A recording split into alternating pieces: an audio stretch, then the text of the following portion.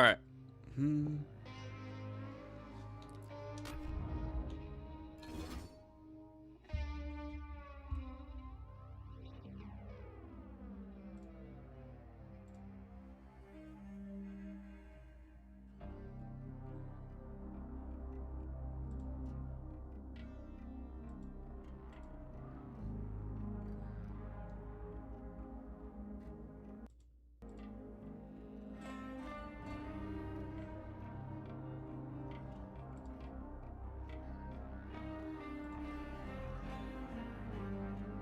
Well, that's not really helping, is it?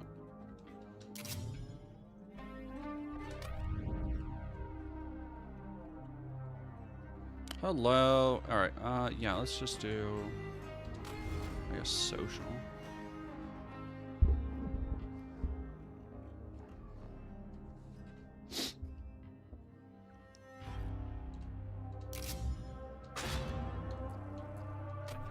Okay, yes.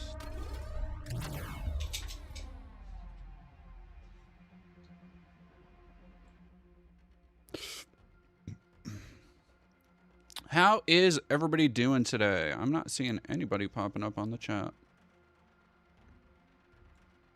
Oh, that's probably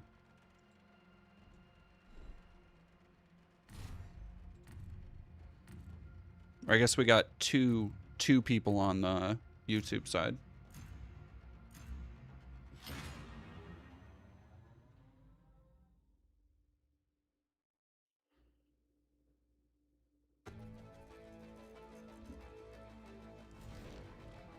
Oh, thank you very much, James5140, for the kind words about that. I just put that out today. If you haven't checked it out on the channel, it just went up. Ooh, Banana Brains better be here. Ooh, I swear. Oh my gosh. Sean, EP, thank you very much for 1, 2, 3, 4, 5 tier 1 subbies. I appreciate it. Hello, Domator.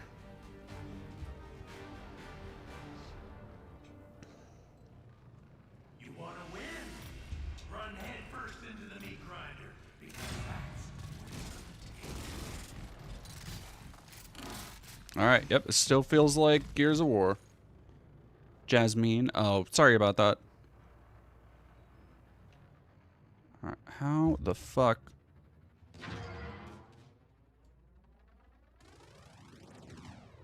Yeah, I don't know why it's doing that though. Here, let me try something.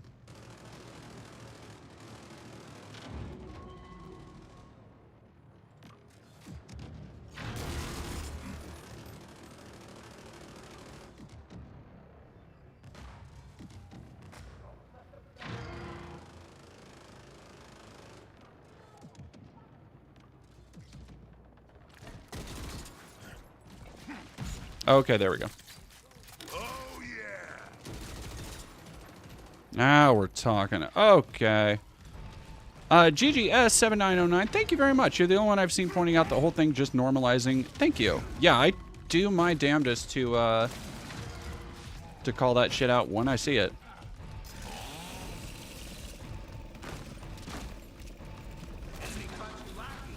Fair.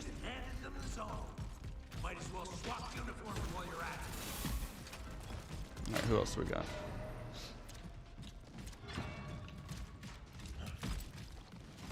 Whoa! Okay, that slide is different.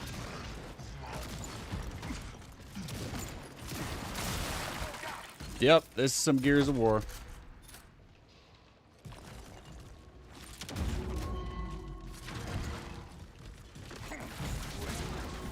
Yep.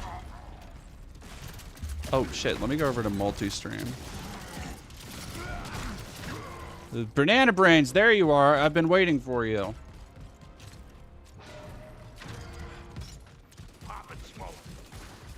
Whoa.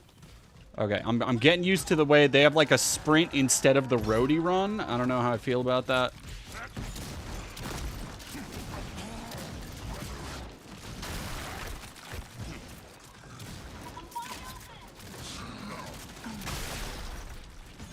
I'm reloading. The fuck is that thing? Oh. All right, so there's no, I can't like hold A to run out of cover, and I don't like that. It's fucking me up. Is that that might be a thing I can like.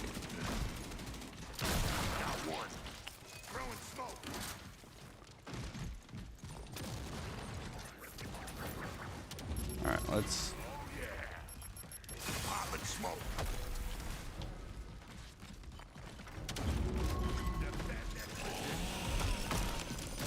Oh, so close. Come on now. What's my take on the note? I don't listen to. I don't know from Death Grips, unfortunately. You can. What the fuck am I gonna do with the? What do you mean jump? What do you mean I can jump? Oh, is that? Oh, there's just a jump button. Sure, man. Yeah. All right, so going over is now Y, or can I also go? No, yeah, going over is now Y. Ugh. Have ever played Prey 2017? Yes. Can you join my game? No, because I don't want to go through that on stream. Enemy caught you lacking, and you just handed them the zone. Might as well swap uniforms while you're at it. All right, give me 1 second. I'm going to feed Lady, and I'll be right back.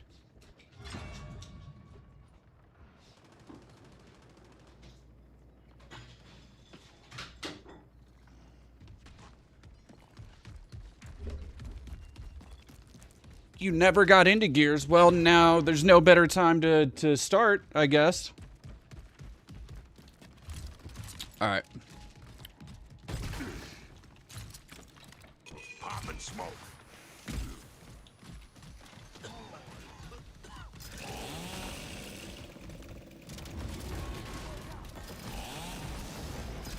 Oh, goddamn. Gotta get on Death Grips. Do I gotta? Do I gotta, though?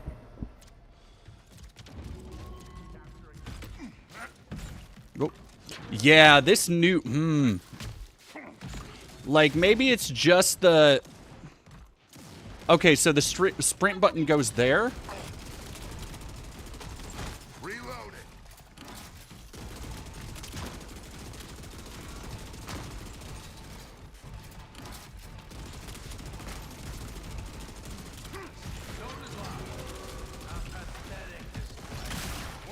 Oh, come on. I got one of them. Death Grips is an all-timer band in, like, the same way people say fucking 100 Gex is an all-timer band. Is that what people mean?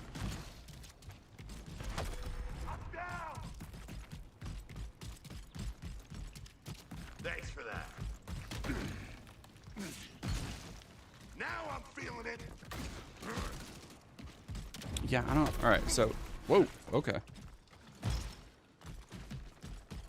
Alright, so I guess that kind of works as a...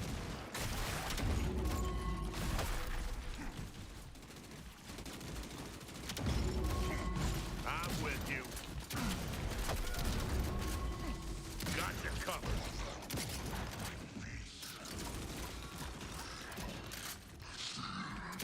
Got another. Come on.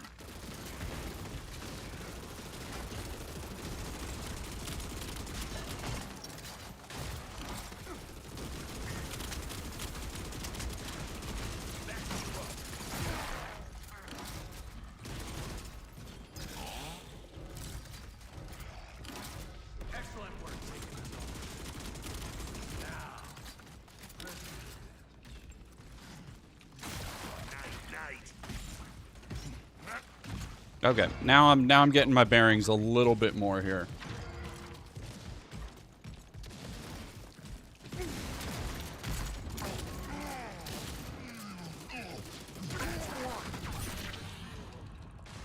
God damn it. Yep.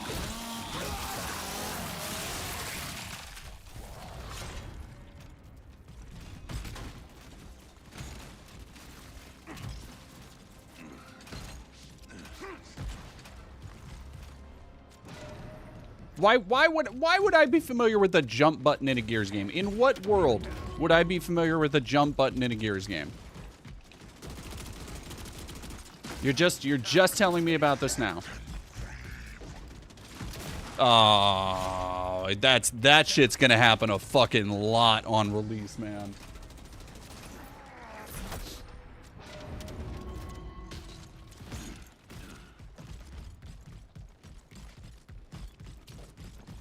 All right, how's everybody else's day doing? What are y'all doing with your Saturday? Work from home. Customer kept talking to me, so I snapped. She reported me. My manager texted. Oh, jeez. Client has the recording. What are the odds of me being fired? I mean, how much did you snap? I think is the thing. Like, if there's a, whoa, if there's a like I feel like hopefully your boss is in your corner a little bit, because depending on what the job is, that could be like a little snapping could go a long way, or the boss could be like, ah, you know what, whatever, who cares.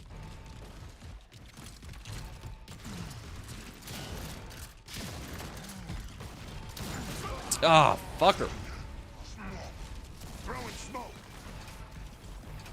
Oh, just hung up? See, and that's probably not that bad.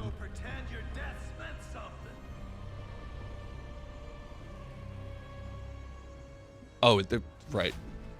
Beta, so it has weird bugs like saying I respawn in 1600 seconds.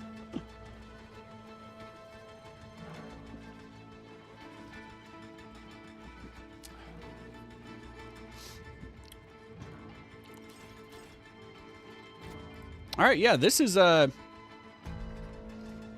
Gears of War Gears of War game. What else do we got? No. Oh, right. Outpost Market. Outpost Market. I like Conquest. Let's try Conquest to Outpost. Are those basically the only maps they got? Puttick, loved your latest video. Thank you very much. I am glad people are liking it. It's weird how over time I've kind of, like, I've just been doing movie reviews here and there, but now they're some of my biggest earners. Yeah, to the point I watched for the first time last night Wake Up Dead Man, and I have thoughts, and I'm thinking of doing maybe just a watch through / review of all of the Knives Out movies. Oh, main lower? Okay. Daniel Larson. Daniel Larson. Daniel Larson. Oh! No shit.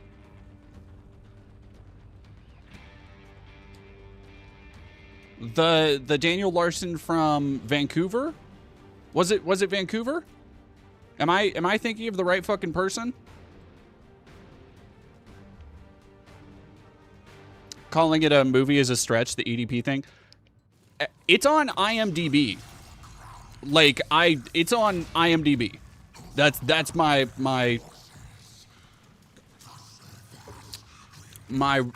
rubric.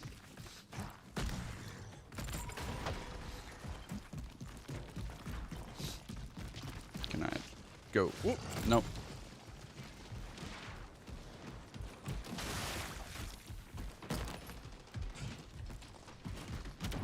Oh! God. All right.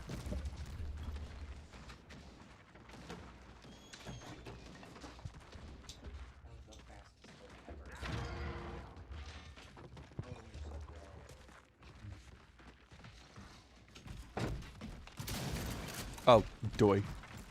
Shooting at my own team now.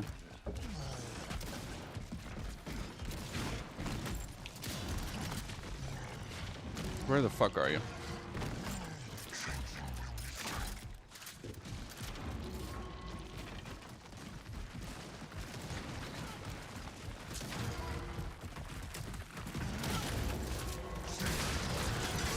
Damn. Damn. But is it on Letterboxd? I wouldn't be surprised.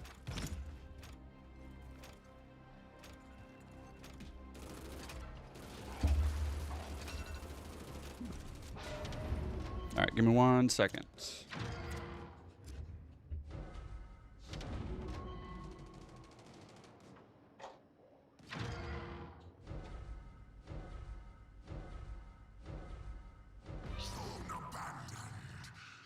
Oh, what kind of multiplayer does what have?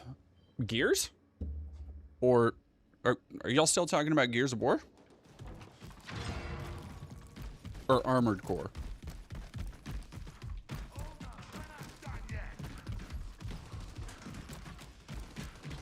It is weird when you hear John DiMaggio's voice sometimes, and he gets away from the Marcus Phoenix, and it just sounds like Bender.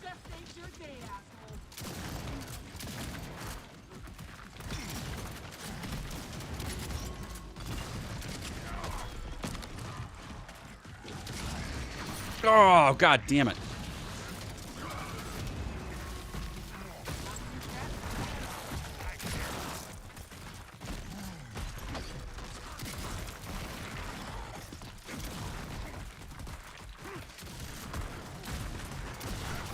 God damn it. Oh, Gears. I mean, it's like... I kind of like Gears to have a more vibrant color scheme, but I get why they're going more muted. And honestly, like, the thing with it being more muted is, A, it's still more colorful than, like, there's obviously a lot of art design and direction and attention paid to the color theory here. It's more colorful than, like, some of the other games. God damn. But I don't know. I really liked 5. I thought 5 looked amazing. I loved the multiplayer of 5. I played it quite a bit. I thought 4 was pretty good. I love 3. Like, to me, 3 is still the sweet spot.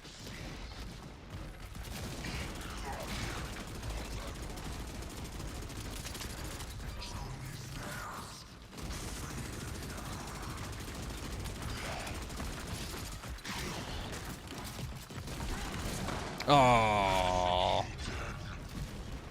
Goblin Culinarian, thank you for 17 months. I know. That is crazy. Children kind of yearn for the piss filter again. I mean, so the fucking Wolverine game discourse. I inserted myself into it on Twitter a little bit just to mostly kind of ask the question of, like, what the fuck are people mad about? Because I, for the goddamn life of me, cannot tell why people are pissed about this game yet. And it seems to come down to the fact that it looks like a video game. Like a lot of the complaints I've brought up when people are like, "Oh, look at this boss fight where it's a big guy hitting the ground and you attack him," and I'm like, "You mean like a fucking video game?" And people are like, "Yeah, but they've been doing that in games for a long time. People should expect." Like, what? You want them to fucking reinvent the wheel? Like,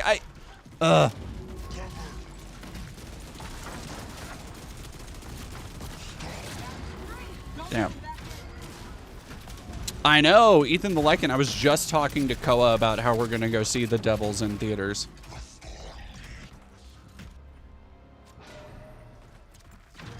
I mean, if it's a good deal on the thing you want in a humble bundle, like, you're just getting something else. And usually, it's been fucking years since I got a humble bundle. But if memory serves, you can just kind of like give people codes if you don't like it, right? God damn it. All right, now I need to lock in.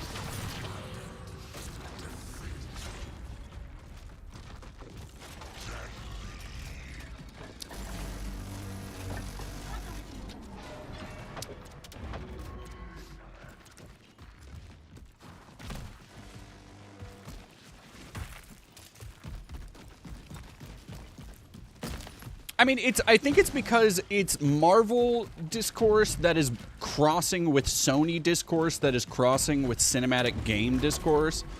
But the reality is, I think fucking Wolverine is like the game along with, if the people who constantly complain about, "Oh, I want Xbox 360 games again," if the people who constantly complained about that were like standing on business, they would be praising the way Wolverine looks right now alongside this, because it looks, so much of it looks bar for bar inspired by Raven Software's hack and slash game. And it's just, it's so fucking old, like seeing how disingenuous and shitty the engagement bait gets with new games, where it's like people are showing a YouTube video of Wolverine running forward for like 10 seconds in what's very clearly meant to be like a action scene where you're just running and explosions are going off, and they're like, "Oh, look how bad the fucking gameplay is, you're just holding forward." And it's like, Dog, nobody gave a fuck when you did that in Metal Gear Rising. Nobody's still talking about, oh, I can't believe they had to do this in Uncharted 4. It's just, God. Engagement bait encourages so many people to just not ever want to shut the fuck up. Gee, somebody is level 50 already? God damn.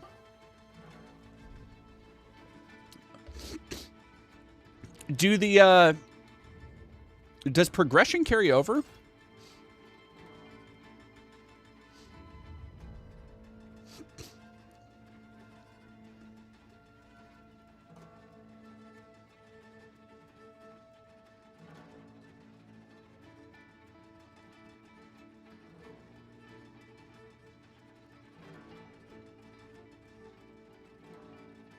Ash to Ash, when I say I want more at 360 games, I mean a new Skylanders game.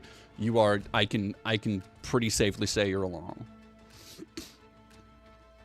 Easy 384 is Insomniac is just really bad at making these scanned models look good. I legitimately do not understand where that comes from. They're fucking the fucking everything I've seen from the models looks great. Like it looks like a modern AAA game. It looks great. It looks super fucking polished. Have you ever heard of Lair? Yeah. I've talked about Ken Russell before. I don't think I ever actually finished Lair of the White Worm, though. Oh my gosh. Sorry.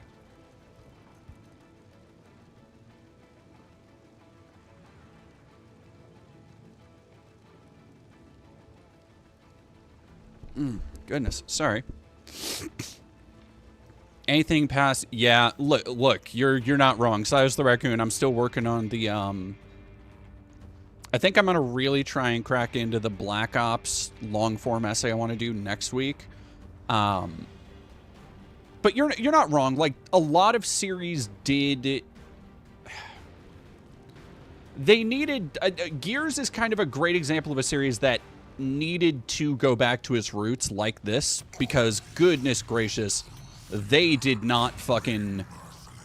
Like, as much as I like some of the stuff they were doing in 4 and 5, it is so incredibly clear they started falling down the same issues that 343 had with Halo, where it was like, oh, we didn't really plan this out, even though we very clearly...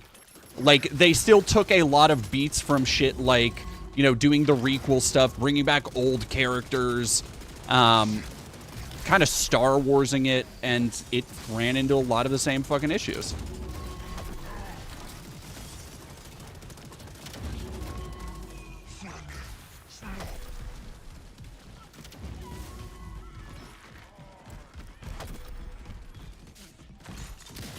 Ah.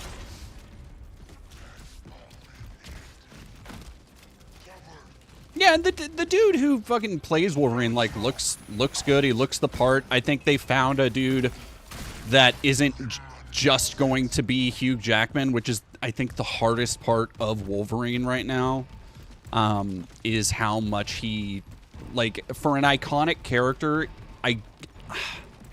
I struggle to think of another actor that has become as synonymous with a character in just, like, how he looks, how he's represented now. And so that's, God, I don't know. The Insomniac stuff is a fucking, kind of a fucking bummer, because I want a dub for them. I think they make generally pretty good games. But, man, the shit about Spider-Man 2 makes me think Spider-Man 3 is going to be even more of a fucking nightmare. I don't need every game to have an insane... Well, I don't know. Since Wolverine's not open world, maybe that'll be a little bit less expensive. Maybe they can go around... Like, I just want more fucking games, man. Like, Wolverine is... What is Wolverine? The third, fourth biggest exclusive this generation for PlayStation? Like, we used to get years with just, like, packed to the brim with exclusives, and now we get one a year if people are lucky. And it's not a remaster or a re-release of some kind. Yeah, easy 384. I think stylizing graphics should be the next step, but Insomniac I think is very clearly trying to build out like a fucking video game MCU, which I think is lame.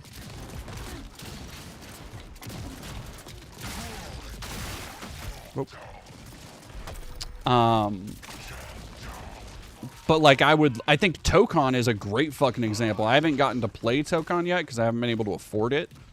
But Tokon's a great example of like what those characters can look like in a different style. Same with Marvel Rivals.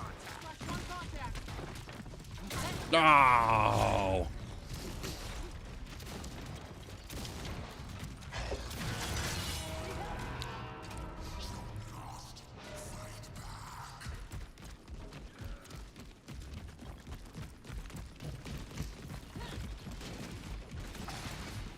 Yeah, early stream because I have plans a little bit later. So it's also unfortunately going to be a shorty, but I needed to stream a little bit.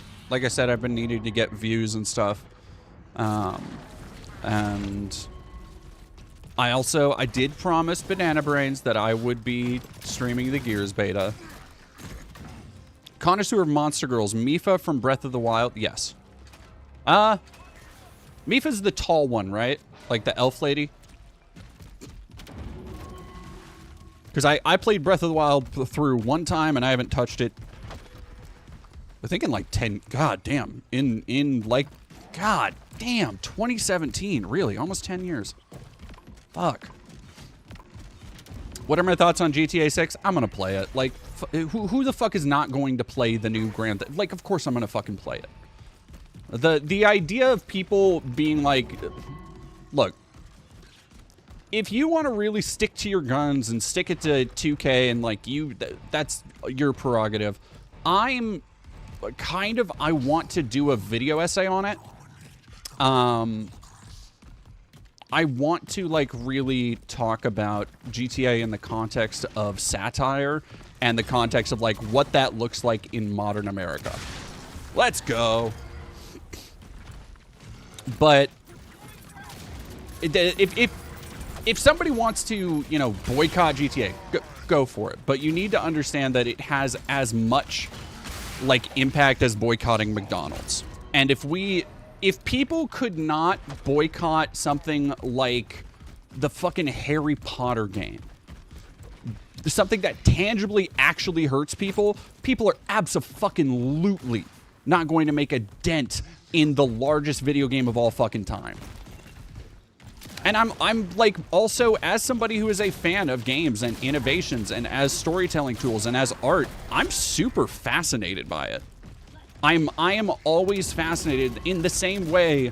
I guess it's kind of grown into more of a morbid fascination over time, but in the same way that I'm always fascinated by whenever, you know, a new CD Projekt Red comes out or less Naughty Dog stuff. Naughty Dog is kind of settled into their like just cinematic game vibe, so I know there's not much going on there. But like what are people going to do to finally bring this, you know, the dream of the all-purpose life simulator?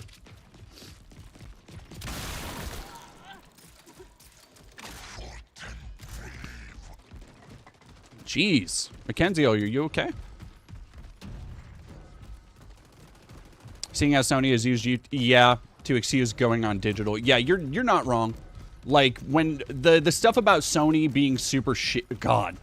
The stuff about Sony being super shitty. I pre-ordered my first physical game in... Again, probably 10... Yeah, literally probably 10 years. Because I think the last game I pre-ordered was probably, like, Metal Gear Solid 5. And it was Silent Hill Townfall. I want to rebuild my physical horror collection, and there are 3 Silent Hill games I don't have physically, and so I'm like, you know what, I'll get a physical copy of this. And that, like, it kind of fucking bums me out. Like, it really bums me out.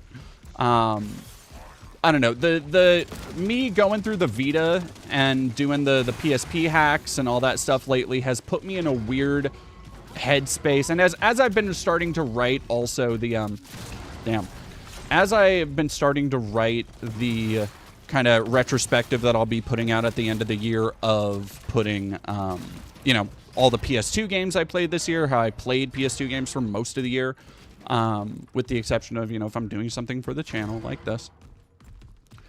It's put me in a weird headspace of considering game preservation above most other things, because it's something that the companies who make these games do not care about.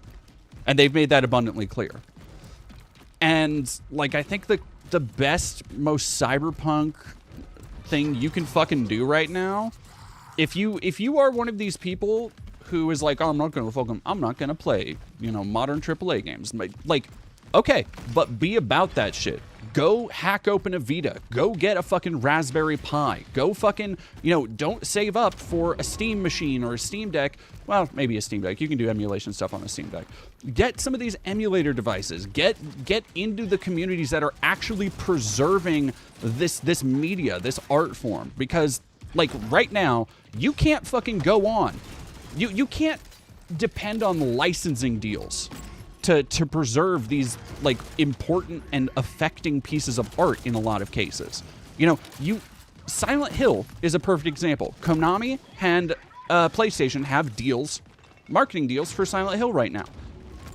PlayStation has backwards compatibility for PS2 and PSP games. It is almost 2 years since Silent Hill 2 released on PS5. Not one of the 5 Silent Hill games are available for purchase that were on the PS2 that could be made reverse compatible, just with those ROMs. Like, so if you want to experience that, your choices right now are either spending hundreds and hundreds of dollars or yo-ho.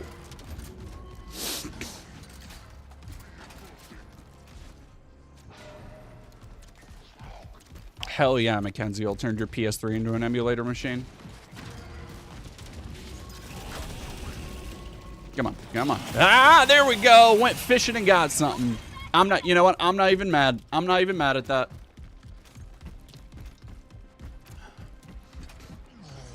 Video game companies don't want physical games to end because the only one still making consoles is Nintendo. The problem is that because of how easy digital game, and this is something that Nintendo has seen with the Switch, because of how easy it is to have a really, really high attach rate with digital stores, because, you know, you can go on a digital store, download a fucking shitty phone game for, great, for $2, right? And that technically shows on Nintendo's back end for the money people, for the people keeping track of all the stats. It shows as you having an attach rate of 2, right? Which is a skewed statistic. Hell yeah. That doesn't fully represent, like, the amount of time people are investing per game. And so I think, like, when publishers are looking at these statistics, yes, you can have hundreds of games bought, tons of games you never play, but then you go and a lot of people use systems for, like, only a couple games. And as more and more casual players kind of flood the market and the games they're playing are not, you know, here's this action adventure game, here's this racing game, it's ball and shooter shit, which is also becoming more and more samey year after year. Oh yeah, Silas the Raccoon. Anybody fucking defending the Sony removing physical media is fucking just bootlicker. Severin, shockingly satisfied with using my phone as an emulator. Yeah, people really, every generation up to even like Dreamcast and stuff. Well, I guess that makes sense. People, when I was in high school, Android emulation was just starting to be a thing, but it, like, and it's, I don't know, emulators are cool because I really get into them maybe once a year, where I'll download a bunch of new games on whatever handheld emulator I'm using. I'll play a bunch of stuff. Last night, I was playing just a fucking bizarre game from the PSP's early catalog called Infected, which has, like, licensed music from Slipknot and this fucking, like, really, like, early 2000s techno future Dreamcast style, but it's a bloody, like, combo shoot 'em up about linking zombie kills together. And it's it's bizarre. Like there is a Control style live action puppet cutscene in the middle of this game.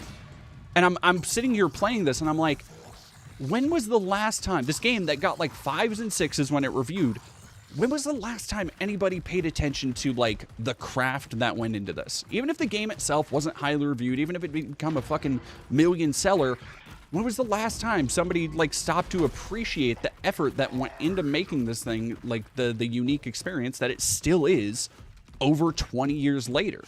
And like that's the kind of appreciation that you get from emulating, from going out of your way and finding these things.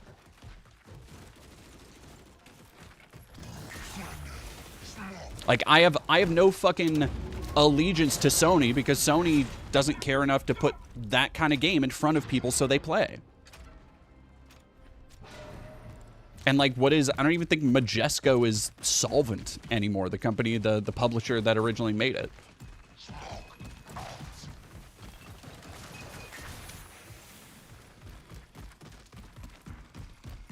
Did I play the Samurai Jack? No. I was not a big Samurai Jack head as a kid. It just didn't really... Like, it would still be when Samurai Jack was big, it would still be a couple of years before I get into, like, Naruto. So there's still a little bit there.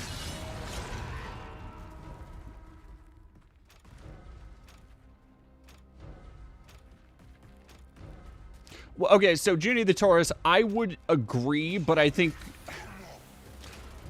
A real problem also right now, and the only reason I'm like, yeah, that's probably fine for, you know, GTA being $80 is the value proposition. Like, here's the thing. If GTA 6 was just a Naughty Dog style or like 007 First Light style, here's a linear cinematic game that is like 12 to 15, maybe 20 hours, and then you can replay it if you want. I think charging above market for that would be unconscionable. But understanding and granted, I don't want to say that, you know, oh, this is all advocating for the workers or whatever. Because it is going to line the pockets of some fat fuck who doesn't give a shit about video games outside of the bottom line. Like, don't get me wrong. But on the value proposition side of things, there is abso-fucking-lutely, like, GTA 5, you could spend hundreds of hours in. Red Dead 2, just single player, you could spend hundreds of hours in. I'm less worried about the value proposition there than I am the way it skews actually the other way, where because games like 007 First Light is a game I didn't play this year because of the PS2 thing, but I also have no interest in it because it is like, here is a third-person game for $70 that I will finish in 15 hours. And, like, I understand the polish, the money, the resources that go into hiring professional actors, professional writers, professional choreographers, stunt people, mocap, all of this shit that makes these games so polished and beautiful and, you know, stunning and great sound design and all that shit. It necessitates a high price point. But it's not shit that I necessarily care about when it comes to, like, experiencing a game. Oh.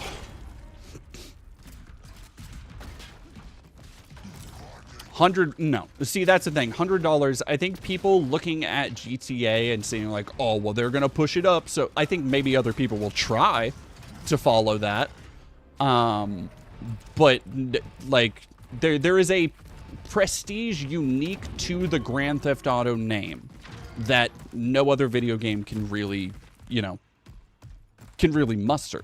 Like, that is a serious fucking name.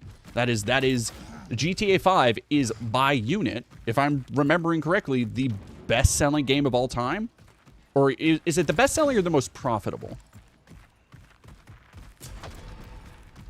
Somebody look that up, because I want to say, it dethroned Minecraft, right?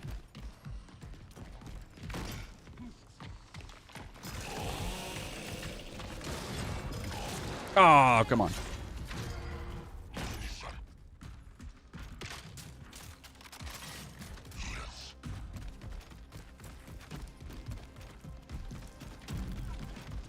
Yeah, getting rid of physical games will make the used market.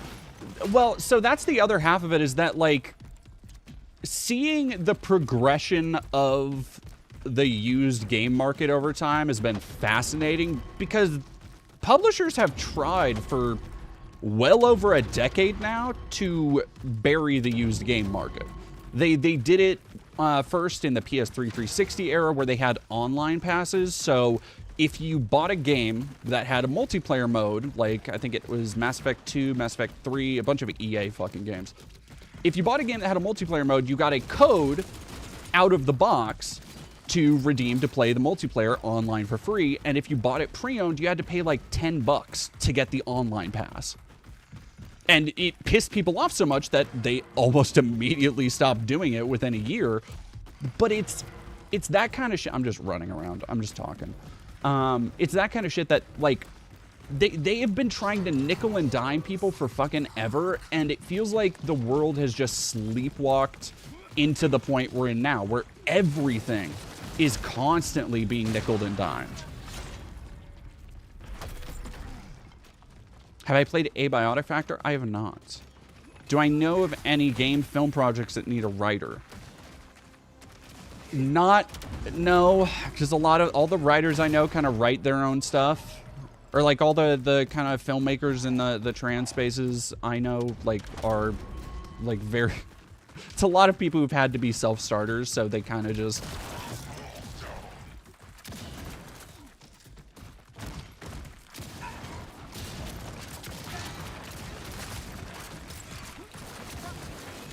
There we go.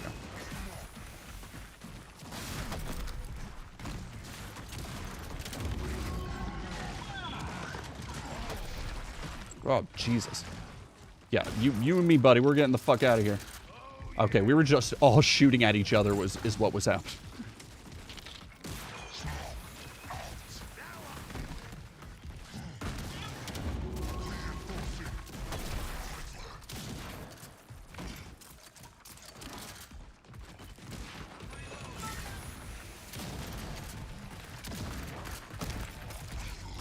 Oh, I knew it. I heard it. I heard it. That's good sound design. That's fucking good sound design. Smash 4917. GameStop CEO said physical aren't important to their... Well, no, because GameStop has turned into the fucking Funko Pop store. Like GameStop saw... GameStop is so fucking depressing to me. GameStop saw the tea leaves of decreasing digital or decreasing physical sales in favor of people just being able to, you know, one touch from your home, buy whatever you fucking want instead of having to go to a store, talk to a person. Like, we all get to be a little bit more antisocial. We all get to, you know, not have to interact and get our treats on time right at 9 o'clock when it unlocks and all that shit. And they saw the tea leaves in that and were like, okay, so what if instead of doing literally anything to encourage people to buy physical media, by, you know, trying to have more cross promotions, by, you know, expanding into digital. Oh, actually, I think they did try and get into game publishing at some point, didn't they? I vaguely remember that now, actually. Oh, god damn, what a different world. But no, they mostly just said, okay, what if we just become the other Funko Pop store in the mall outside of Hot Topic, huh? How about that? What if we become the other store for Reddit Chungus millennials to get their flocked version of, you know, whatever fucking Netflix exclusive character that just came out? Can we... Okay. Can I talk... Chat. Can I talk for a second about the Reddit Chungus ification of goth girls and the fact that so many people apparently always have strong opinions on... Goth girls are kind of like when people talk about scary clowns. You know, there's a lot of people... When you get to the topic of scary clowns, there's always somebody who's like performatively afraid of them, who is like, oh yeah, no, I really hate clowns. Like, oh no, I was like so scared as a kid. No, you don't get it. Like, I was really... As if it's an interesting contribution to the conversation. But then what happens, and this is similarly to the way people have opinions about goth girls, because whenever the subject comes up, suddenly everybody's a fucking expert on, oh no, actually back in my day, what it meant to be goth was you had to listen to these bands, and you had to wear this kind of stuff, and you had to do this shit. And it's absolutely not fucking true. The idea, the fetishization, fetishization of alt girls has literally been a thing where girls have performatively done it for sex appeal my whole fucking life.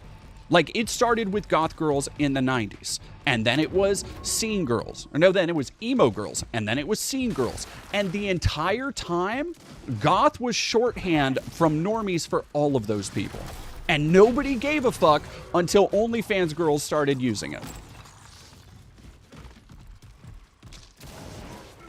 Like, on its surface, I understand the complaint of like, oh, these aren't real goth girls, but ultimately, who cares? Like, why, of all the things to have it, like, opinions that actually emotionally annoy you about, if you are not yourself out here wearing witch clothes and listening to The Cure and fucking Susie and the Banshees and having big black ratty hair with shaved sides and wearing corpse paint every fucking day, I just, like, really do not give your opinion on who is or isn't a real goth. Please, for the love of Christ.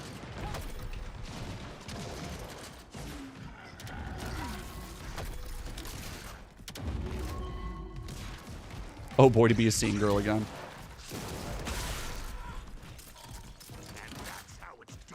Oh, nope.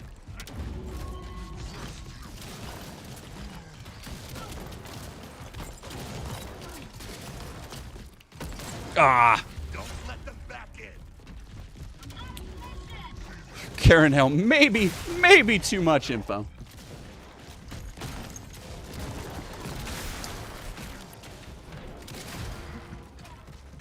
The current and chic goon aesthetic, that's crazy. Like, look, I get the annoyance when you see, because it was that fucking... It's that whatever dumbass content clout chasing pieces of shit did the, like, the fucking Drake dating interview. They do the fucking... It's like, it's basically an offshoot of, like, the Whatever podcast with all the fuckheads I've seen on it. Where it's, you know, it's always like, oh, here's an OnlyFans girl saying like, oh yeah, I do OnlyFans, and then all the guys are popping all their balloons because they wouldn't date an e-whore, oh no. But everybody in these videos, it's all fucking staged. Everybody in the videos acts like they're already in a porn. Like they act, you know, when you see an ad for a Brazzers porn and the people are acting like real life cartoons? Like, every person is acting like Jim Carrey in The Mask. It's like that. That level of just... No, I know you're acting. Like, I know this isn't a real person. I know this is all just, like, thinly veiled fetish content. But people get so... on one hand, I understand seeing the lineup of identical, fucking porcelain white goth girls... wearing all the same accoutrement, wearing no tattoos, not a fucking like death metal t-shirt, not a ripped fucking The Cure or New Order patch among them, you know? And sometimes I understand seeing that and getting a little angry when somebody calls themselves goth and all they're wearing is like Temu lingerie. But trust me, it's not, otherwise, it's not that big of a deal, y'all. It's, yeah. The Junie the Taurus, yes. You know what I'm talking about.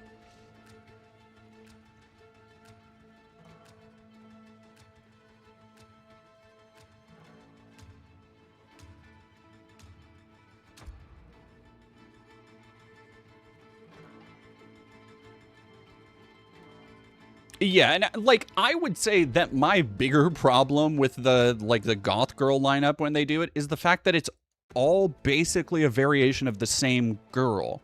Like it's usually an OnlyFans girl, usually white, usually like petite, small. There is certainly an aspect of like the kind of fetishization of young looking women there. Like you can't get like a Morticia in the mix. And then also, they're all fucking white. Like, what? I know for a goddamn fact. I know for a fact you can go and find some person of color who's also goth. Like, There are plenty of pretty people out there who are goth and also people of color.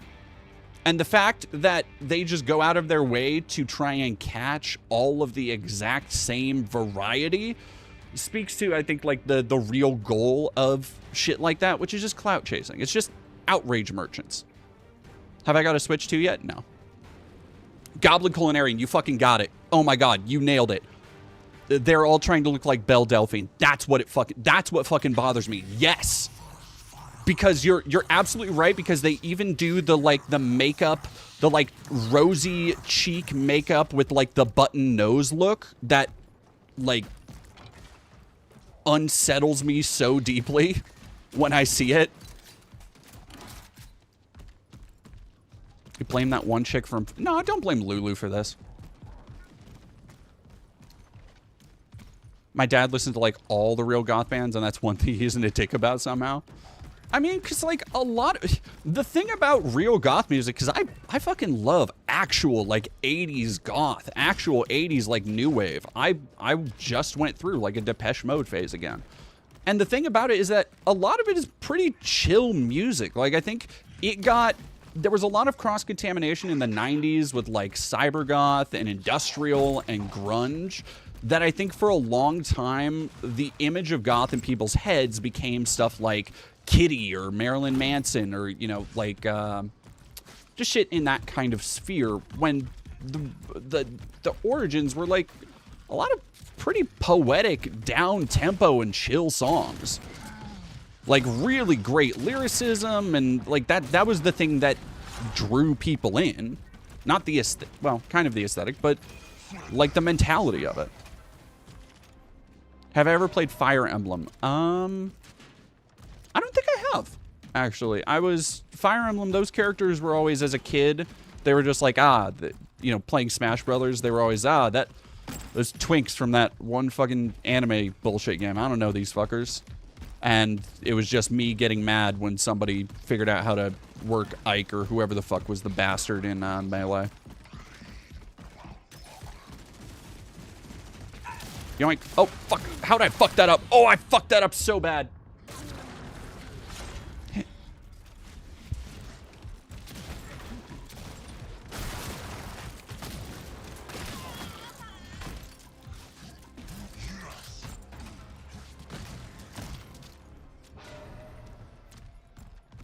Every time I watch your videos, I feel the urge to reach out, see if I can pay you for fashion consulting advice.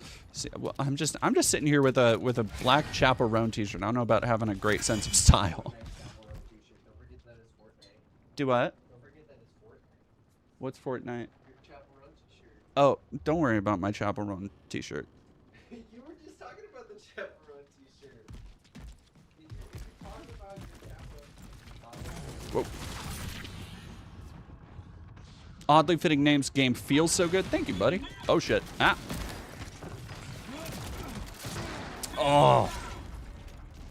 Fucking Carmine moving different. That is a Carmine, isn't it? All right, chat. Do people know if Carmine, if there is going to be a Carmine in the... They've gotta. If you're making a fucking origin story E-Day Gears game, if you're taking it all the way back, you're going back to the roots, you gotta have a fucking Carmine, right? Like, it's gonna be like their dad or some shit.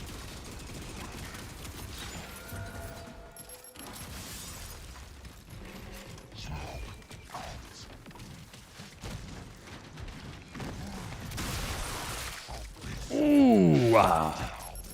All right, now I'm getting the hang of it a little bit more.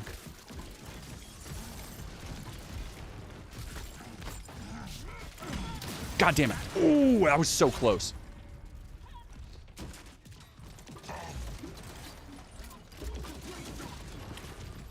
There is, but not in the beta. It sounds just like a fucking... It sounds just like that dipshit in the first game, the voice, where he's like, oh, my gun's jammed, see? And he pops his fucking head out and gets kirked.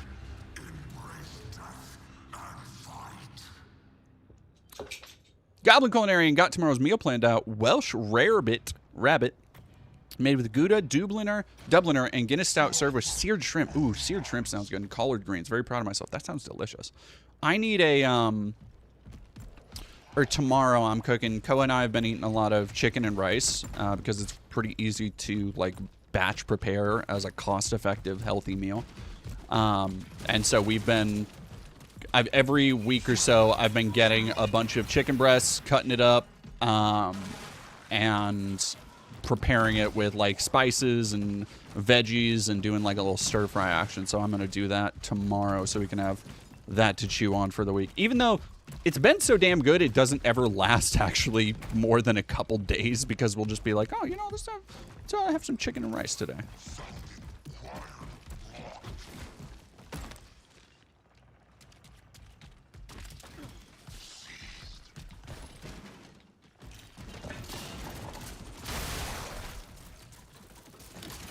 Hey, buddy.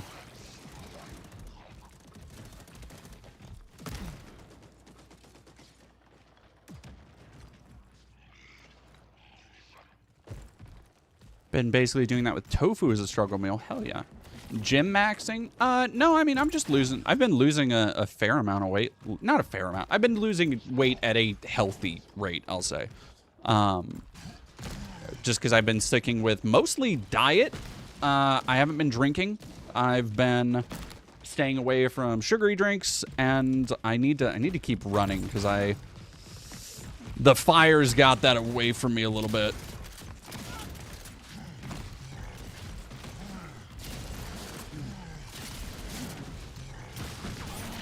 Damn it.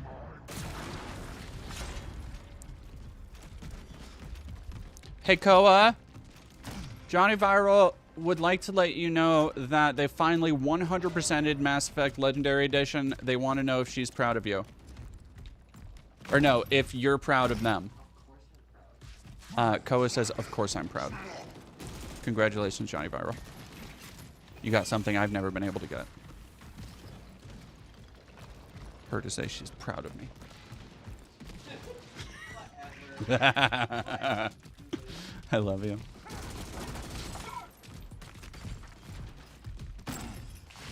Let's do this. Oh, okay, that slows you down. Hell yeah. Getting into probiotic stuff and having more fresh fruit. Fresh fruit is fucking good. I love, ooh.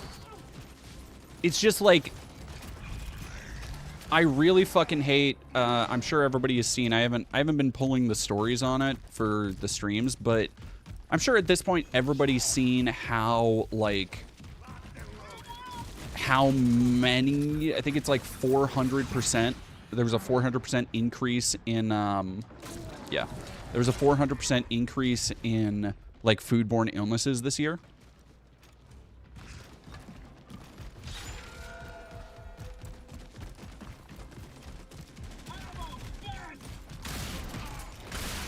They did port Gears 1 through... Well, they might have taken Gears 1 down, but I have digital copies of 1, 2, and 3. Pretty sure. Well, I know I have digital copies of 3, but they're reverse compatible on the PS3. Or on the...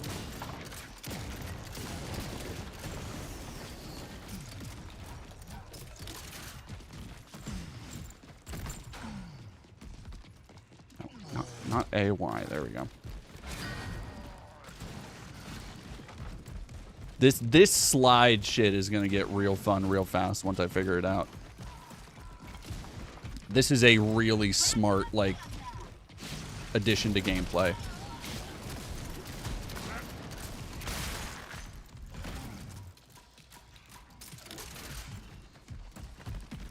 Gears 1. Yeah, Gears 1, I was like, I feel like we played Gears 1 on stream. Like, I think I played...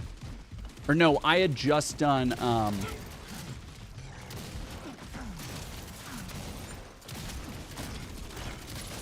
oh, come on. Egg recall for salmonella, 16 million cartons of eggs. Yeah, we just sent back, what was it? Tons of beef to fucking Argentina because both Malay, the fucking psychopath who cloned his dog and probably fucks his sister, didn't check any of the, like they've been cutting restrictions over there, so we've also been cutting restrictions. So like food is just fucking, ugh. It's dicey. It's a rough time. If you sprint forward out of cover, you do a super pivot. Really?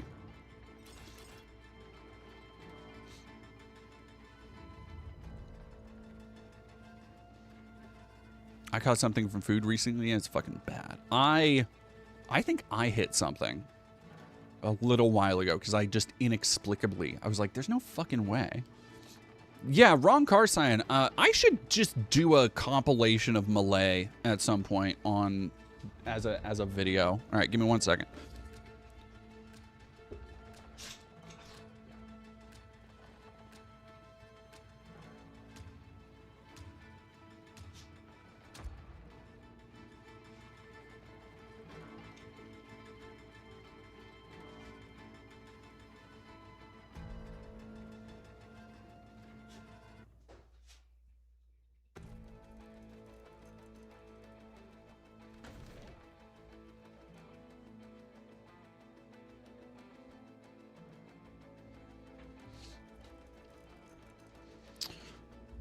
But yeah, Malay, Javier Malay is a fucking just woof.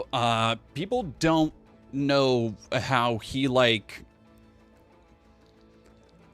for example, thinks that one of his, what the fuck was it? One of his dogs was like, he thinks was is reincarnated version of like a Roman general or some shit.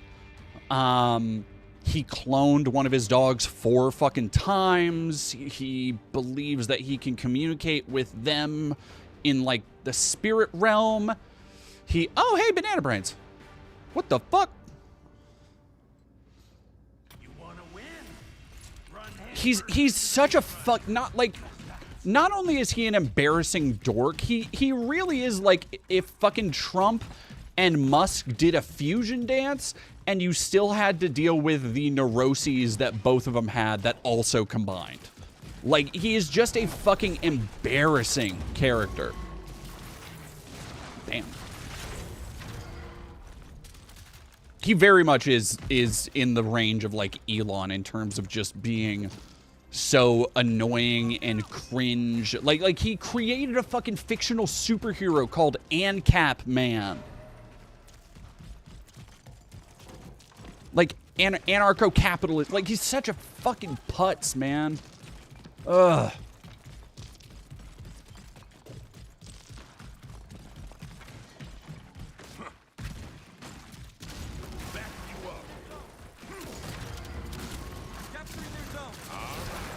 Don't let it go to your head.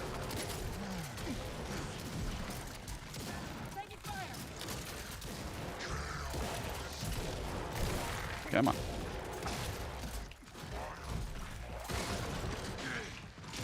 Oh, god damn it. Femme Maiden, by the way, you look really cute tonight. Thank you. I did nothing. Lieutenant Bard, please anyway make a fashion guide at some point. Pick up some. You're always so pretty and styling in your videos. Thank you. I've thought about it. I've thought of doing like more slice of life content. I don't know. I was talking about it at the beginning of the stream, and my channel is in a really weird place where I think I'm just gonna, for now, keep doing kind of debunk videos and, you know, research stuff that has more to do with debunking false narratives. So, for example, I have a video coming out this week that will be about, it's gonna be a long one too, like debunking the lies, the racist myths about like pit bulls. And at the same time, I still want to keep an eye on culture war stuff, but I want to say get less political, but more. I'm with you. I don't think broad is the right word either. Like more. I think established is more the word I'm looking for. Good God. Okay. Pitbull. There's my pitbull. There's my pitbull.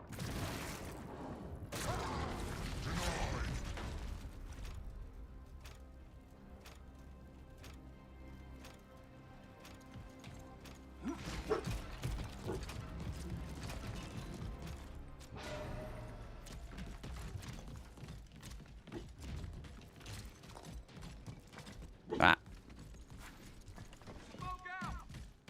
Oh, yeah, no, I saw that, well, which tweet about pitbull racism? Because fucking last week there was a tweet from End Fucking Wokeness that I saw because it got replied to by Nancy Mace, who the algorithm hands me because I fucking dunked on her a couple times and it popped off. And so now they're like, oh, do you want to fucking see everything this dumbass does? And I'm like, no. Damn. Ooh.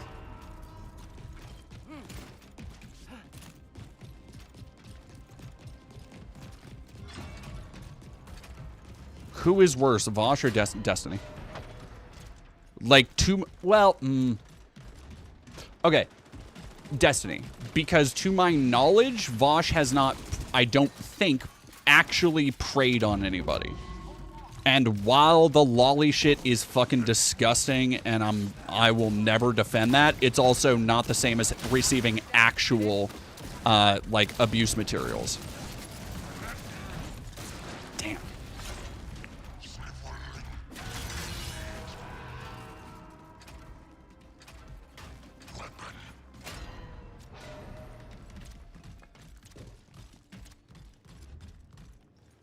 I mean, so does Destiny.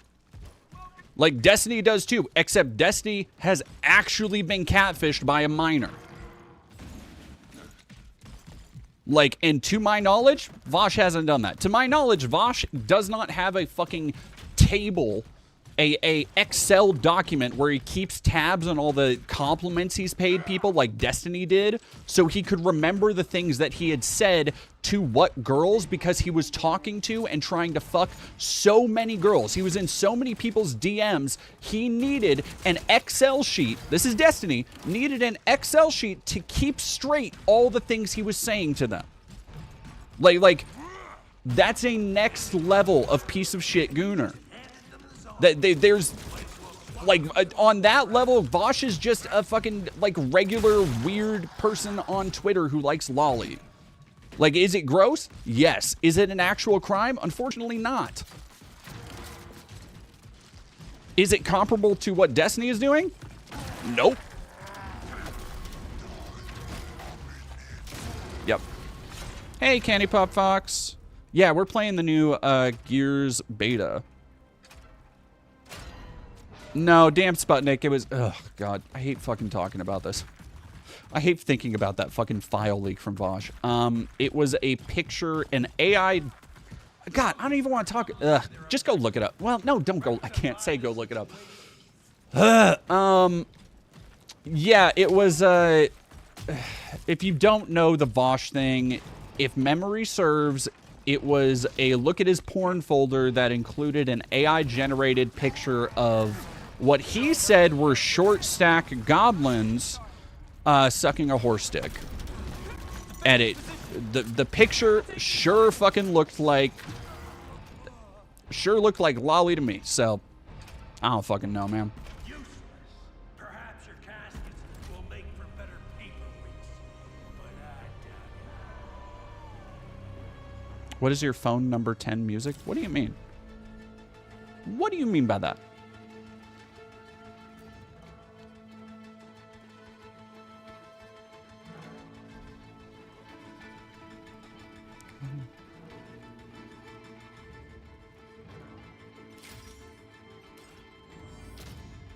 Oh, what's the worst kind of music in my opinion? AI country.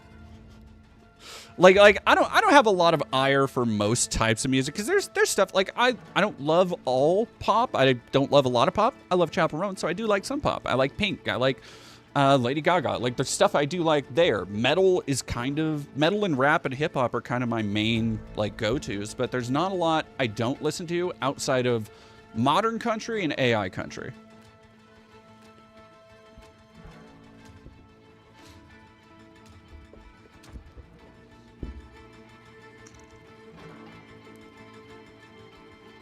Oh my god, he put on a southern accent while talking to Brianna Joy Gray. Yeah, Samish 4917. Oh boy, I sure did see the cast list for X-Men. Man, what a fucking thing that this is probably gonna be my last match in Gears before I switch over to some Overwatch, I think. Sabrina Carpenter's like fine. Yeah, man, that fucking... That...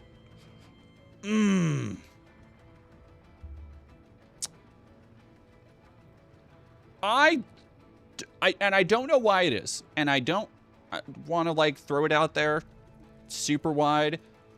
There is something about Inda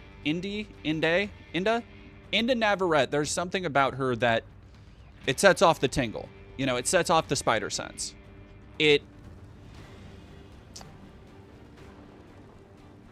I don't... Her public persona has been very grating for me. And part of that is including stuff like her fucking liking and defending Johnny Depp online. Like, that is fucking wild to me. And then the other half of it is that, like, no, I don't think that is a... Even if they're doing, as some people have speculated, like, the more gothy X-Men Evolution Rogue, I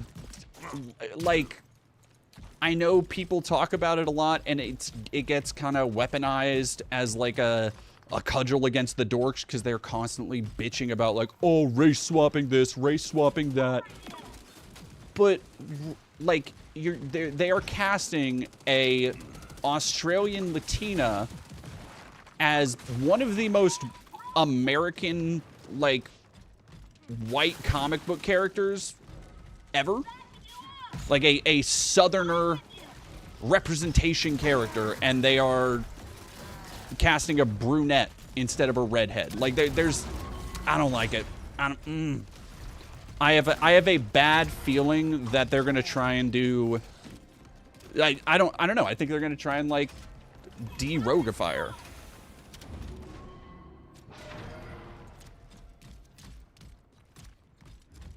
Samara Weaving, though, is Emma Frost. That's cooking. That's cooking. Most of the other cast, I'm like, you know what? I can see it. The guy who did Beast, I just saw him in Her Private Hell.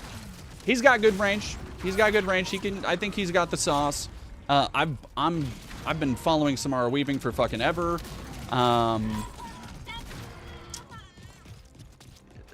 But, like, a lot of those others, I'm like, they're... I think the thing that really fucking annoys me is that it's very clearly a calculated effort to try and, like, set up the next phase of the MCU for the next, like, 10 to 15 years. Because what they're doing is the shit they tried to do this last, like, segment didn't work. Like, they were trying to set up shit like the Young Avengers with, you know, Hawkeye and all that stuff. With She-Hulk, those did not take. The stuff with the Eternals did not take. So they are using this opportunity to, like, basically soft launch what I think they're going to try and get to be the next couple generations of the MCU. And that means that, by necessity, part of that calculation has to be casting a bunch of young people as fucking X-Men. And part of that just feels so cynical to me, where it's not like, oh yeah, let's see, who's the best actor for the job? You know, like Patrick Stewart and Ian McKellen have done legendary runs as those characters. They were still pretty fucking old when they started doing those characters. And they're casting, like, 20 and 30-year-olds now. And it's just, I don't know. I got feelings on it, but the vibes are not good for me.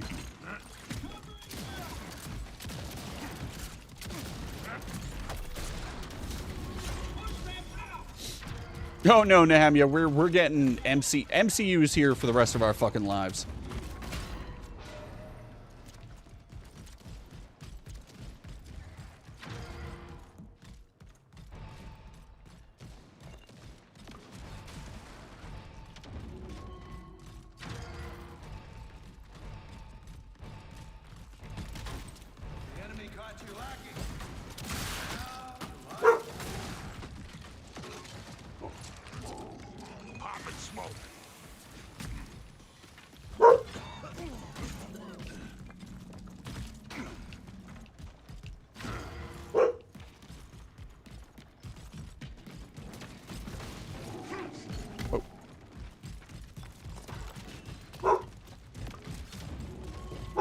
Hey, stop it.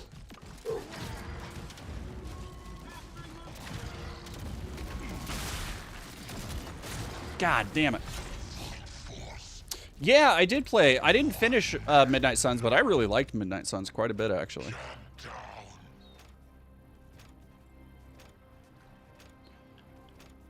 Is that...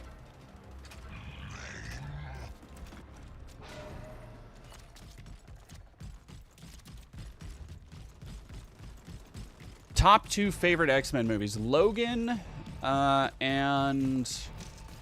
I don't know, probably X-Men 2. X-Men 1 or 2. Maybe the Rogue cut of Future Past. No. I like Future Past, but it's not X2. Like X2's a great fucking movie. X2 is a really good sweet spot for that just era of filmmaking where there's still a ton of physical sets and everybody was still doing, like, before every stunt became CG in a superhero movie. People were still jumping around using wire work and all sorts of stuff. Rebecca Romijn was fucking incredible as Mystique. Well, so Ron Carson, I did briefly see, oh, you know what? I did like First Class. There's stuff about First Class that I don't care for, like the way they did Emma Frost, the way they did Darwin. There's stuff in there that I'm like, the stuff with Havoc I think is fucking boring as shit. But as a like origin story, I think Fassbender and fucking what's his nuts have an incredible amount of juice. Like, they have ridiculous chemistry. I think it really sold that story well, and there's no shortage of great moments in that. Like, from the Nazi bar scene to a lot of it is just Magneto, though. Like, most of the goodies in that movie is just Magneto. So here's the thing with Deadpool and me. I went to high school. I was in high school and I was in a big comic book phase before the Deadpool movie came out, by like a couple years. And I love Deadpool. Like my James McAvoy, thank you.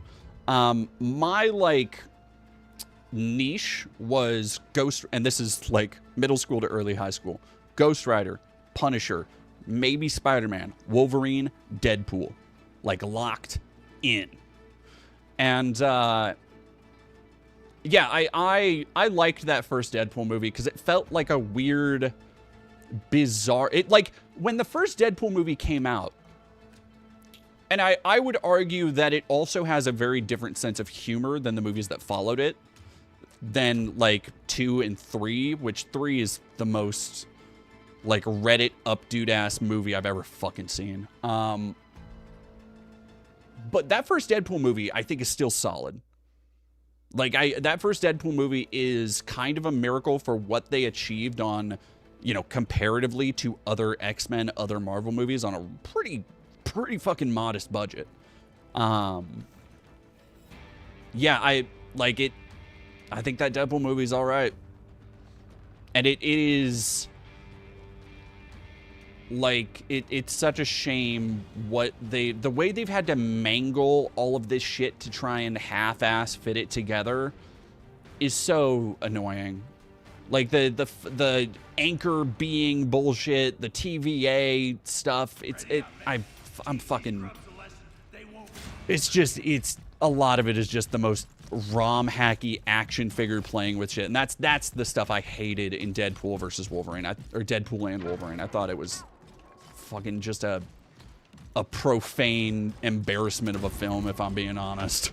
I was like, and that kind of hurt me in a way, because again, you know, 10 years earlier, seeing that shit when I was in middle school, if you told me there was a hard R Deadpool and Wolverine live action film, and like, I would have fucking, like, that was my shit. Like, oh, this is made for me. And just actually seeing it, and it's the most hollow, empty, commercial, cynical, Sean Levy fucking piece of shit ever. Ugh.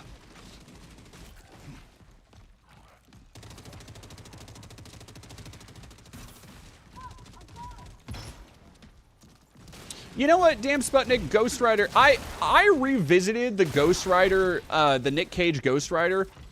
There's a lot wrong with that movie, but it's... All right, so here's the thing. Somebody described that, because I showed it to them. I was like, you know what, I haven't seen this in years.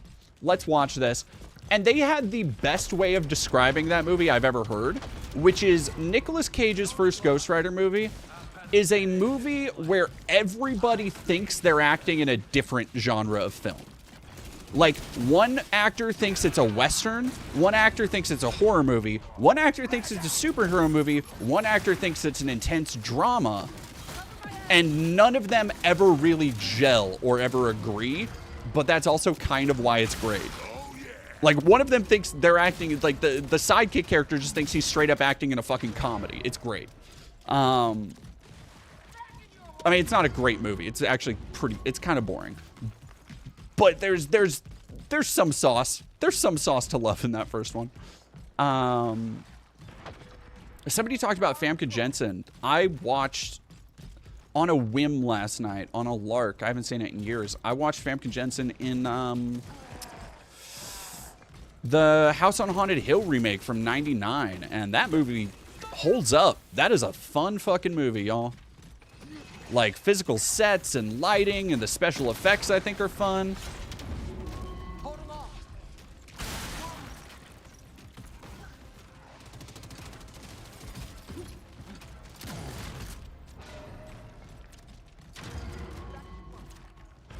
Well, Jake GB, I think the problem with Marvel has become that this generation, when you have these massive multimedia projects, you need to have a fucking clear goal. And that has been the biggest issue with this multiverse saga, is it's been so, at every turn, it's been the most cloying, nostalgia bait bullshit. And as a result, it's become this incoherent fucking mess of stuff that, like, oh, you have to watch this TV show for this character, and you gotta watch this for this, and you gotta pay attention to this, and you have to have this fucking cultural knowledge to get this joke. And at the same time, none of it fucking aligns, even if you do understand where all this stuff is coming from. Like, it doesn't, just because you've seen every X-Men movie or Spider-Man movie, they still all operate under different rules per movie. Like, Multiverse of Madness, Spider-Man No Way Home, and X-Men and Wolverine, or fucking Deadpool and Wolverine, all have entirely different rules for how the multiverse fucking works. Like, even between those, it doesn't fucking make sense. And the leaks coming out about, like the script got leaked and everybody was talking about it, and by that new trailer for Doomsday, it kind of seems like the leaks are true. What a fucking just spit in the face embarrassment if that's the case. Like, I said it before, but the beginning where they just literally piss on the work James Mangold did with Wolverine, of Deadpool and Wolverine, was like one thing, but the other shit has been...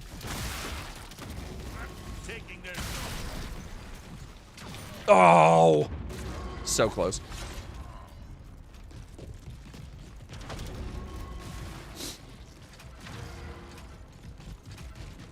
Have I ever mentioned my thoughts on the I have no real thoughts on... My thoughts on Five Nights at Freddy's are Scott Cawthon seems like a bad writer. It seems like okay, I had this kind of revelation the other day where I was thinking about, for whatever fucking I was thinking about Jack Black, that's why.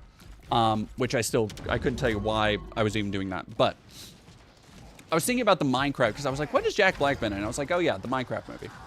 And then I was thinking of me rolling my fucking eyes at the Minecraft movie and you know, Five Nights at Freddy's and all this other, like, very Gen Z appealing shit. And I'm like, this must have been what it was like for my mom to, like, see, oh, they're making a fucking big budget movie of Transformers and other bullshit, you know, the kids that she had to babysit when she was a teenager watched on TV. Like, it's just, I think that there is a market, I don't know. I think there is just diminishing returns for kids entertainment, and has been for a long time, and it's just getting worse and worse. our standards have lowered so spectacularly over time. And I genuinely think a lot of the, like, streamer culture games, the shit that is, like, you know, Minecraft and Five Nights at Freddy's have played into a lot of that. Where people now think that, like, lore is a substitution for writing and characters.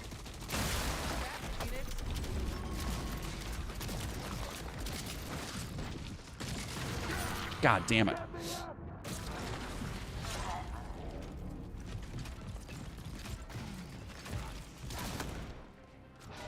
Have a good one, Lieutenant Beard.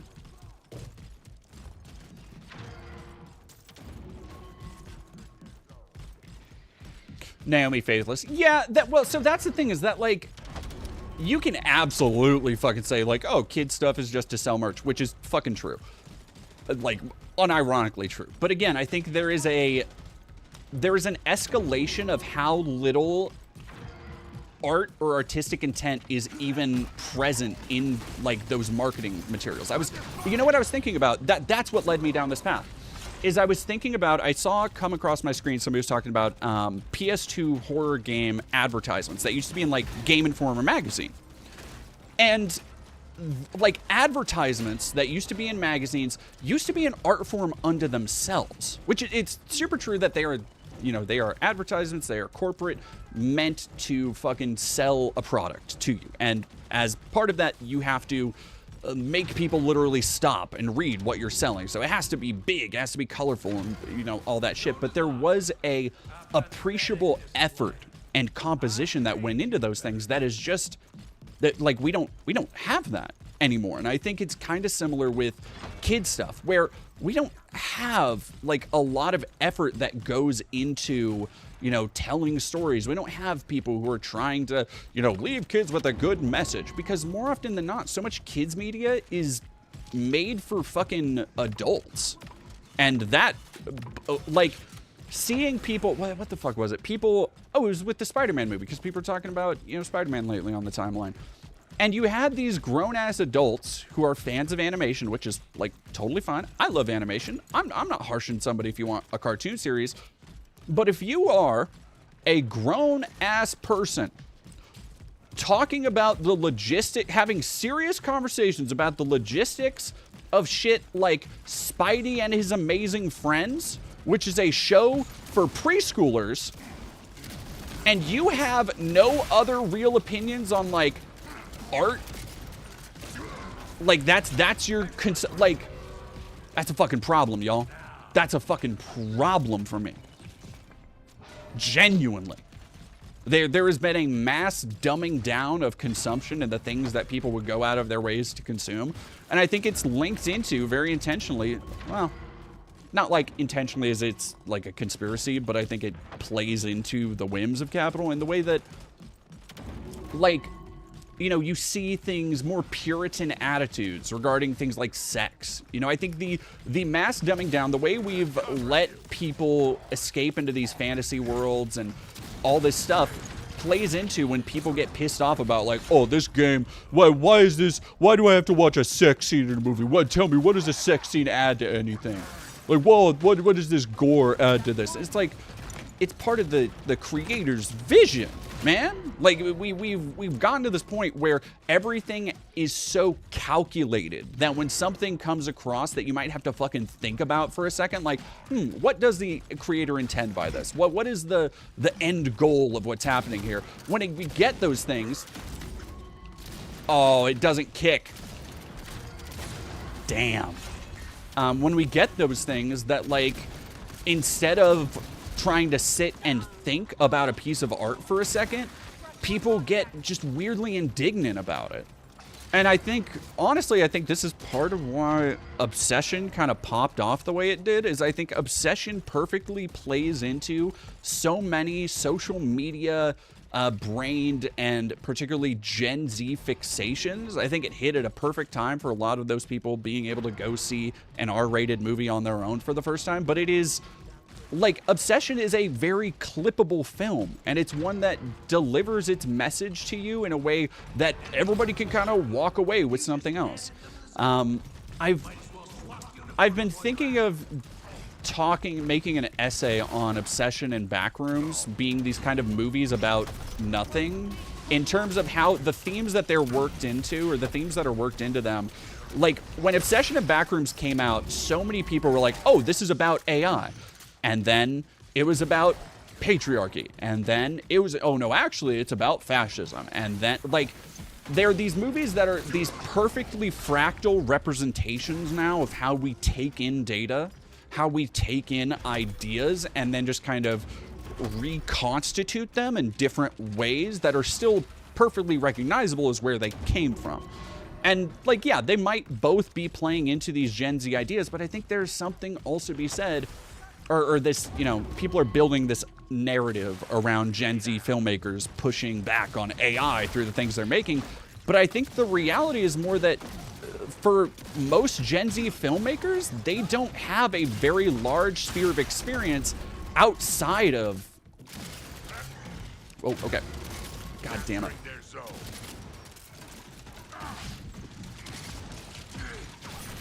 God damn it. God damn it. Yeah, kind of like Rorschach movies. And like Samish, I want to say that I liked Backrooms too. I thought Obsession was fine, but I think a lot of those ideas and this just the immediacy of what we're seeing in the world translated to the screen, it combines those ideas, right? Like, it combines this long gestating need for things to be explained simply and overtly. It combines entire generations' need for content to be clippable and, you know, consumable in minutia. And it combines, like, the seeing the thing right in front of you. And that's what the art is about. It is about the thing that the last thing you remember consuming. That's what the art is about. And I think that is going to probably continue being an identifiable trend with people like Curry Barker in particular, and probably Kane Parsons. Kane Parsons strikes me as a more intelligent and curious person. Curry Barker does not.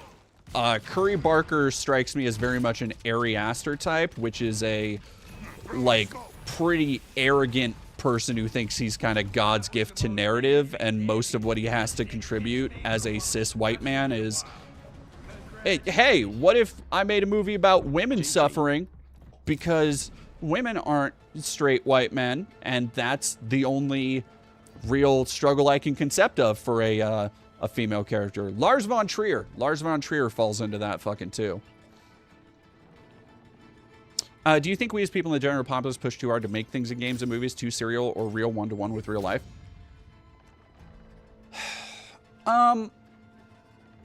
No. I think a lot of people... Well, I think there's culture war narrative shit that gets forced on stuff.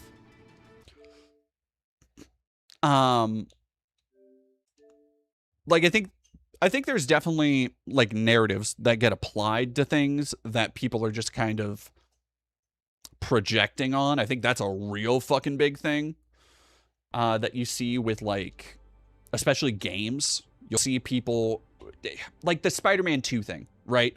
Spider-Man 2, when that game came out, there were so many people talking about how, oh, Peter's getting cucked, and it's like, you're not going to convince me that it's not based in the people's complaining, or the people who are complaining. You're not going to convince me it's not based in their own, like, neuroses, I guess.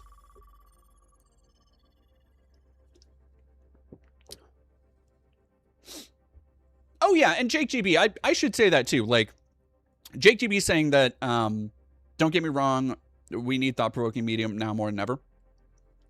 But, like, there's nothing wrong with brain rot. Yeah, don't get it twisted. Here I am playing online game rot. I saw fucking Spidey in theaters jumping up and down like a little kid because at my heart, I'm still a product of this. I'm still a product of this society. I still do enjoy a lot of these things, even though my enjoyment is based in different things than, like, oh yeah, I've seen all the Marvel movies, so I'm going to see the other ones. It's more based in, like, a lot of these characters and stories and the works behind them were instrumental in me, like, being kind of who I am. Like, these were foundational things for me in a lot of ways. Xenagrels, there's a structural failure that has catalyzed the lacking ability to critically engage with any text. Yeah, and that's the thing with, like, Obsession that reminded me immediately of an Ari Aster film was the way people galvanized around Midsummer, being like, oh yeah, it's actually a real, like, it's actually a story of female empowerment when you think about it. And it's like, but is it though? But is it though? But is it though? And Obsession, like, really, the Emperor, the alien, the like, tyrant. I don't fucking get the fucking insane. Yeah, anyway, I could talk about that stuff. Tarantino, thank you very much. Just watched a video made on EDP. The only way anyone could defend a doc was if the documentary was a critique on YouTube, pedophile hunters, doubtedly, because he strikes me as a dumbass. Yeah, I would fucking love that. Well, that actually might not be a bad idea to tackle for a video sometime. Like, to go more in-depth on that kind of stuff. Huh. None of the aliens want to be my friends. Shame. Shame.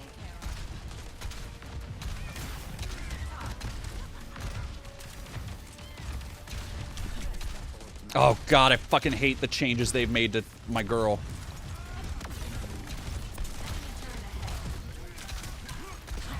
I will say, they've, I want to say it's been, you know, all gravy train and biscuit wheels, but they've done a lot of good work with Overwatch over time. Like, I haven't played this in years now, and this is the best it's been. I've been having the most fun I've had with Overwatch since before they called it 2.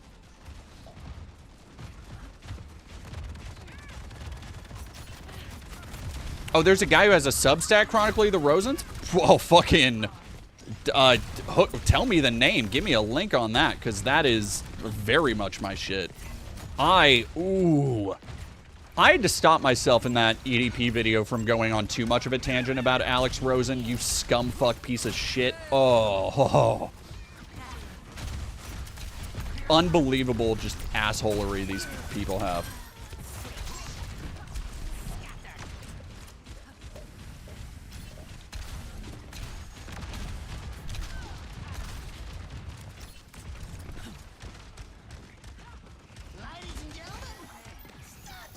Rainy Days, this is, like, I don't think people know about me and Farah. Like, I know people, and I don't play it very often, but, like, this is how I am with Farah, y'all. Like, look at the camera right now.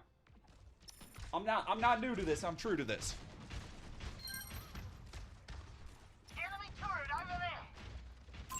Like, I got that in 2017. That was my first tattoo. Good job, team. I'm supporting y'all from the back.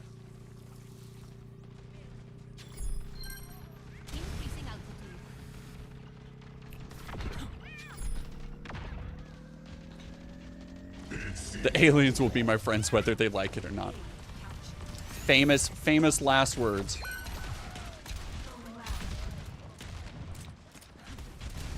Let's see if I still got it. Whoa, okay, there's a turret. Yep.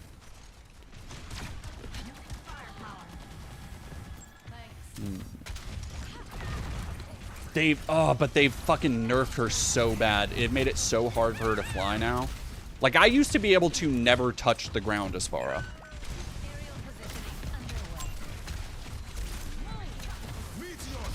The fuck?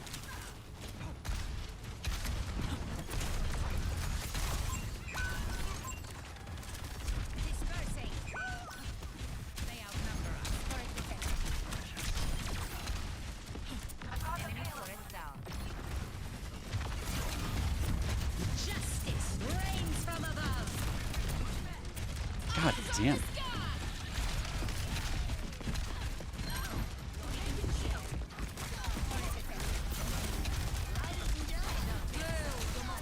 God damn. Come the fuck on. Oh, Jesus. Woo! Gears of War looks so different now. We just got done with the, yeah, Lil Lebowski Urban Achiever. Demon, so first off, very funny it took 10 years, because I remember when my ex-wife and I, because we played so much Overwatch together, but when my ex-wife and I used to play, we would be like, you know, oh my gosh, think of all the other people from Diva's unit, think of how cool it would be to play as them. It took 10 fucking years for them to finally do that.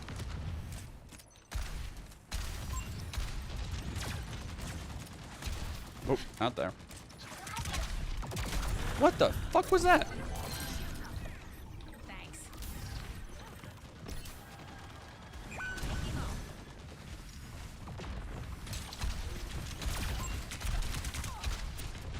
I'm ready to unleash my ultimate. Hunting them down. Enemy turret on the laser payload. Someone call for security. Oh no, there we go. Going up. Destroy that enemy turret. Firepower.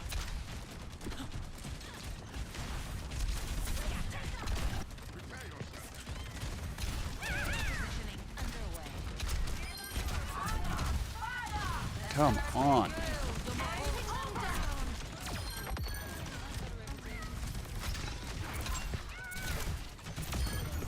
Was there any doubt?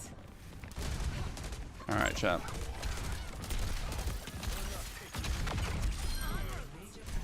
All right, there we go. Ooh, I'm back, baby. Still got it. All right, yeah, let's do that. Nahemia, thank you for $10. Following an anti-Zionist Jew makes a lot of content on conspiracy theories, misinfo, and anti-Semitism, highly recommend your stuff. Well, tell me, drop the name. Superman 007, thank you for $5. Do you think the fans got a raw deal? Yeah, I kind of. Well, so I think the fans got a fucking raw deal with Armor Wars with what they did. And again, never saw the show, but I know like what happened with. Oh fuck, I'm gonna. Ooh, whoo. Never saw the show, but I know what they did to Rhodey in Secret Wars, and like. That sucks, dude. Oh, fuck you, Torbjorn.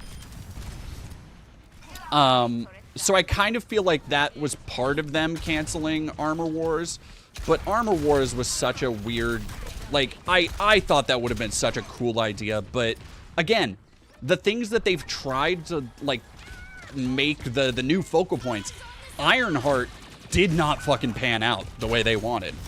Like, I think they were really hoping Ironheart would take off in Black Panther. And it just...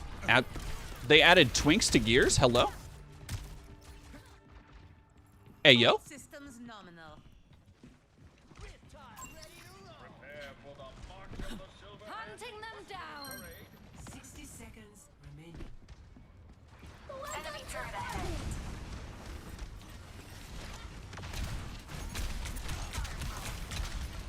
Fucking bitch.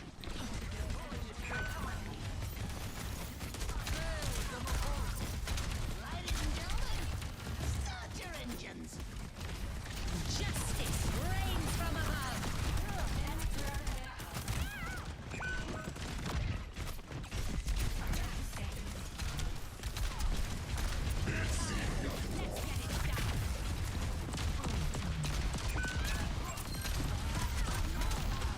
God damn it. God damn it. Fucking demon. God, shit. Fuck, man.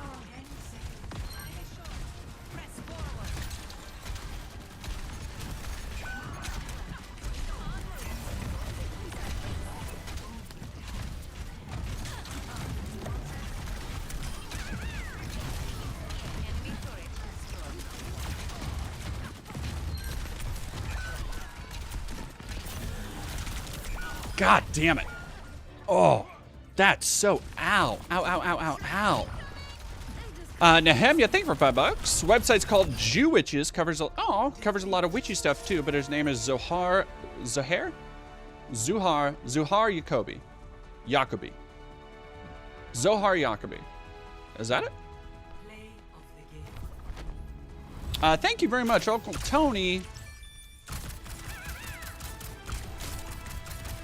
Yeah, Junie the Tartarus. I know. I know, you and me right there.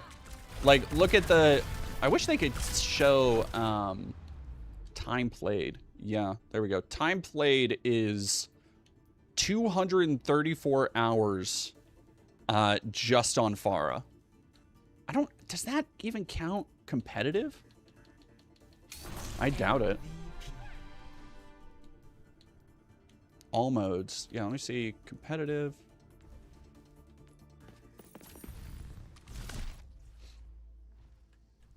Because I did unfortunately get the battle pass because I really wanted the Moira skins, which is why I'm playing.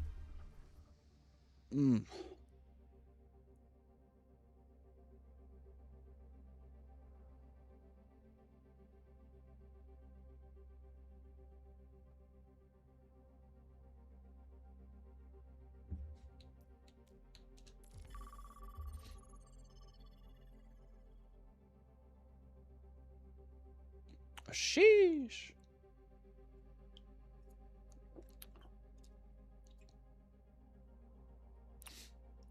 Charlie Mo. All right, yeah, I'm gonna write that down, Tarantino.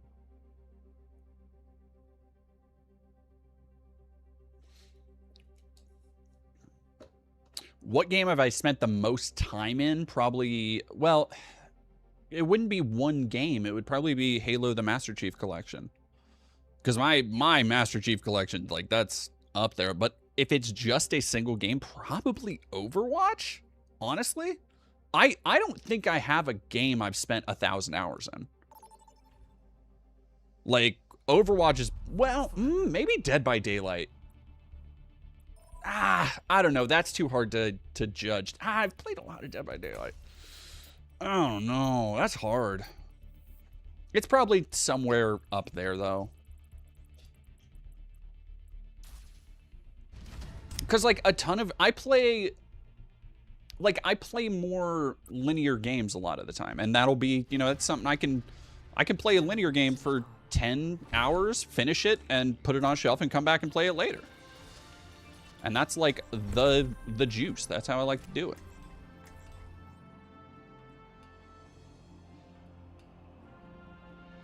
Oh, you know what? Destiny. Fuck. I constantly forget I put a lot of time into Destiny and Destiny 2. Strike from above. Like, a lot. There was a point at which it was neck and neck with Overwatch. I remember my CO yelling at me for goofing around with Overwatch agents. That's your problem. Oh shit, thank you very much, Superman. For $20. Personally, I think War Machine would be a better fit than Punisher and Spider-Man because there's no way in hell you can tell me Punisher can move around now in New York City traffic and save Spider-Man. I mean, I would disagree because I think the relationship they built between Peter and Frank was way better than another movie where I think they are very clearly trying to get out of the, like, Tony Stark protege mold, and I think having War Machine brings up too much there.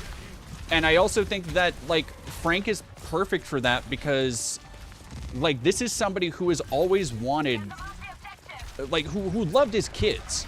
Like, that, and that shows in the movie. Like, the thing that gets him most worked up is when well, I guess spoilers for the movie, is when somebody fucks with some of the pictures of his kids.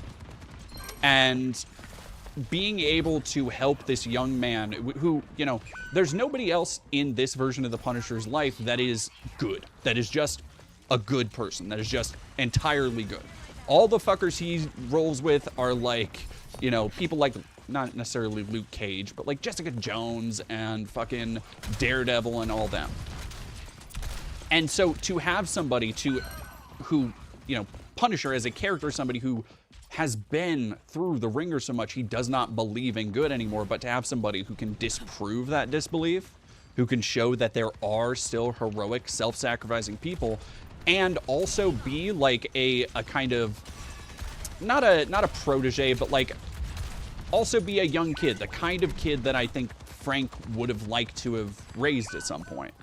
I really thought the relationship there was way more thematically interesting than I anticipated. I thought it would just be some good fucking goofums. But it was, like, actually really good storytelling in a lot of places.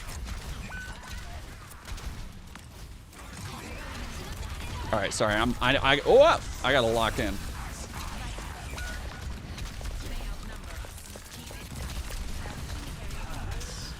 Fuck.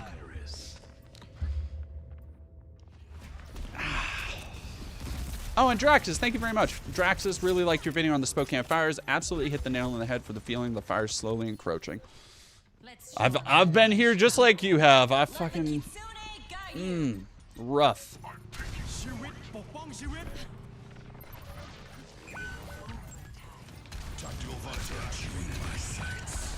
Oh boy.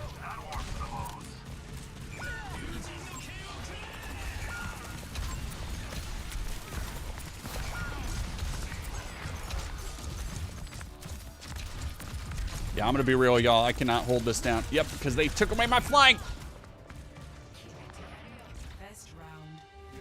Real shit. Real shit.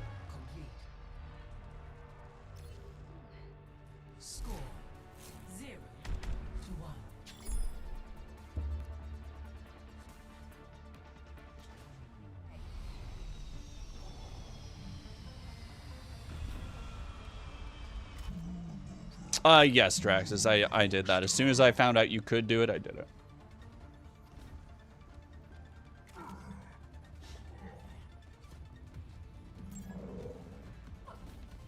All right, let's see what else do we need. Let me actually lock into some shit I know. Well, no, I know. Oh, I know, Farah. Don't test me. Nahambia, thank you for $10. Jew-Witches also has an essay on Kabbalah. In Jewish culture and non-Jewish pop culture. Ooh, on Lilith too. Yeah, I will definitely check that out. I've been kind of feeling a hankering. I just finished Grapes of Wrath, so I'm looking for something to, like, you know, learning to sit down, but I'm not ready for another book yet. So I've been kind of feeling maybe I'm gonna dig into some video essays and stuff.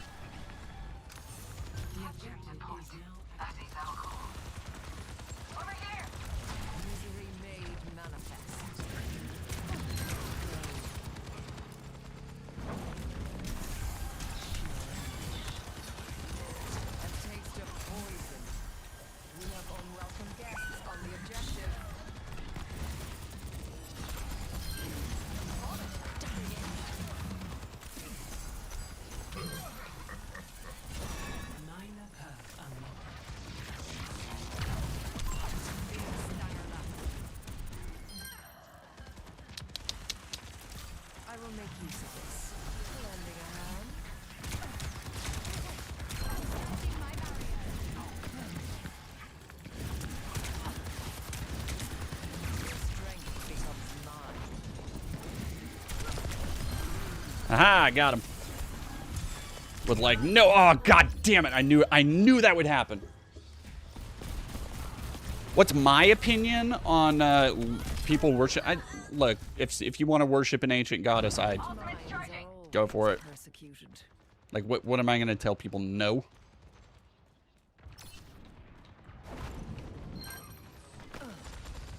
God, yeah, it's just Farah ain't the same. Like, I still love playing her, but fucking not being able to fly is rough. Oh, wrong time for that. Come on, we got him! Jesus Christ.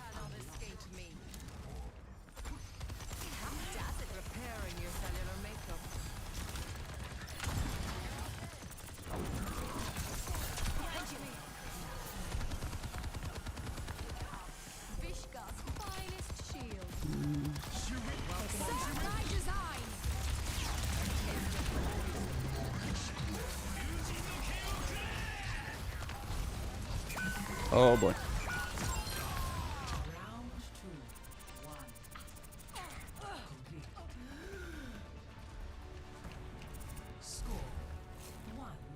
Oh, DD, that was for Nehemiah. Okay, gotcha.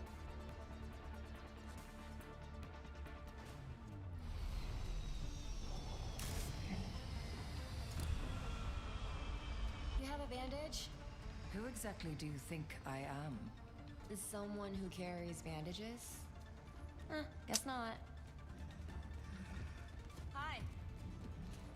What the fuck? Oh, that's what's her face? 5, 4, 3, 2, 1. Round 3. Capture the objective. Weehaw. Moira is still good though. One of my other mains. Moira, Sombra. Sombra got away from me a little bit. Shaping our defense. Whoa, shit. Okay.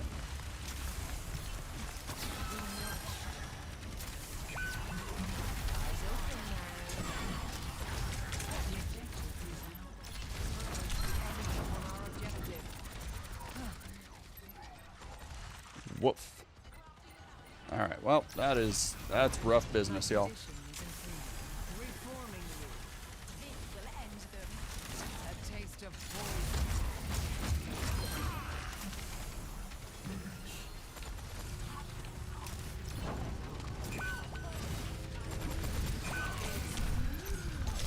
God damn it. Soldier did. Fuck, man. I thought Soldier got that. Oh, come on, dog. What are we doing? Yeah, it sounds about right. time again to try again. Oh, stupid Vesper. Get ahead in the game. Hey there. You cannot escape. Cunt. Behind me now. Whoa. All right, let's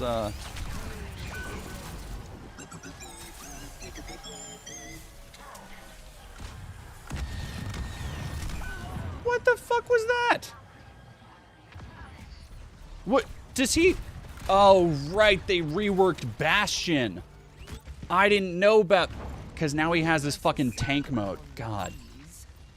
See, there are still things that I'm like, they had to change these things to make them, you know, better for some of the characters. Whoa, no thank you. Let the Kitsune guide you. Surrender to my will.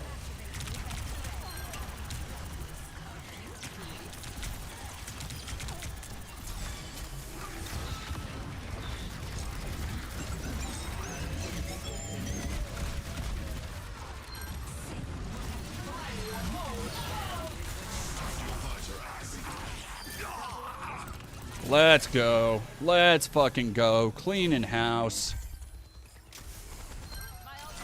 Stanger left.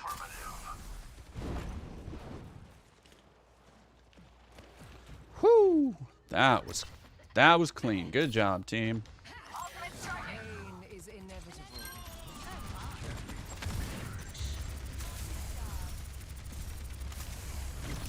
Serve my design. Oh, god damn it.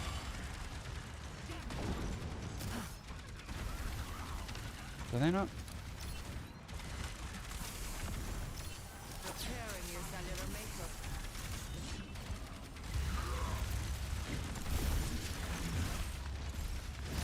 You cannot escape me. My ultimate is charging.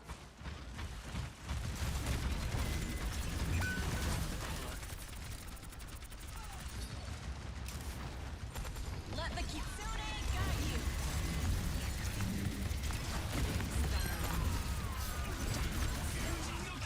Hell yeah.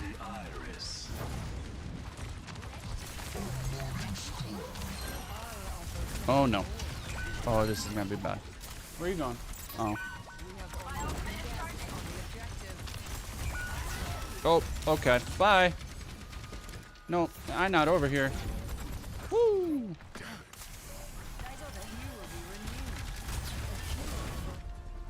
Oh, fucking shit, man. Oh.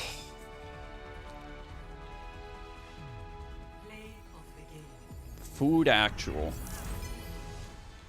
It's so Severin, they like I don't even know what you would call it. they essentially rebranded Overwatch 2 as Overwatch 1. So it's just called Overwatch now. There is no Overwatch 2, which is such a weird rollback that I think does kind of also speak to the goals of the game now, to try and recapture some of the golden era that people actually liked. Are you surprised?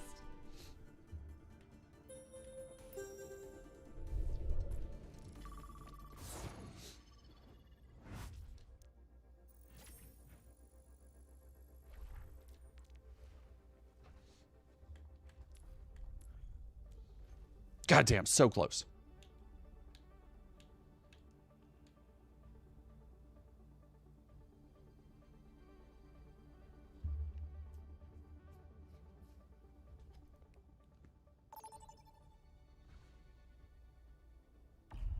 Vote for your map.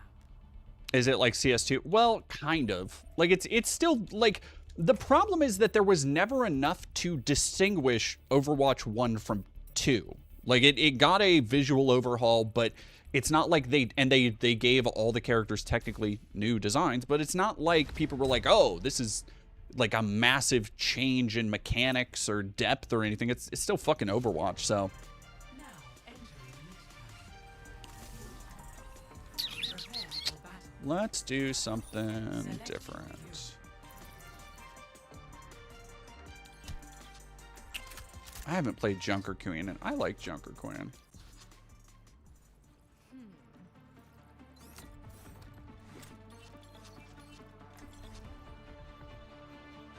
Yeah, let's do Ashe. My grimness, my way. We're doing this my way. People really fucking like Demon, though. Who developed those orbs of yours? Ask not who their maker is, but what they mean. You don't know, do you? I embrace the unknown. Mm-hmm. We are in harmony. I went toxic. I'm not toxic. We are in harmony. 5, Vegatech, like, kind of same. I don't know. I just wanted to check it out after a while. I saw Moira has a cool skin. Oh, look at this. This is new. Where the fuck am I? Oh, this is the New York map. Okay, I was like, I thought this was a very different map starting off.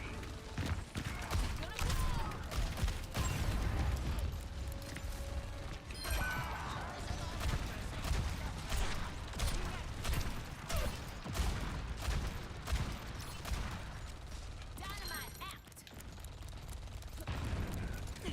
It's going to get interesting. Come on now.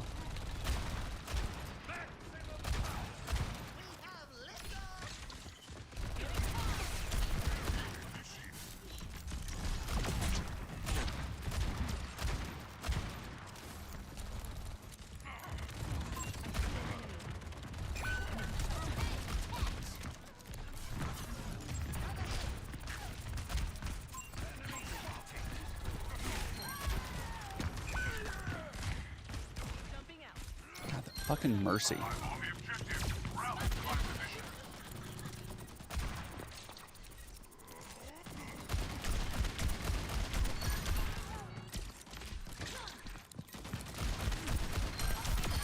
Your security could use some work. There we go.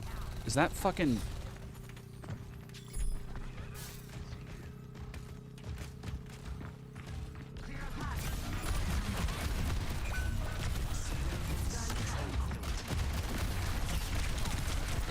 Oh, you bitch.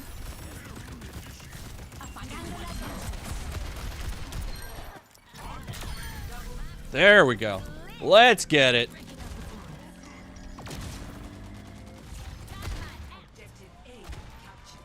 Come on. Come on. Hell yeah. God, my fucking hand is hurting today, too.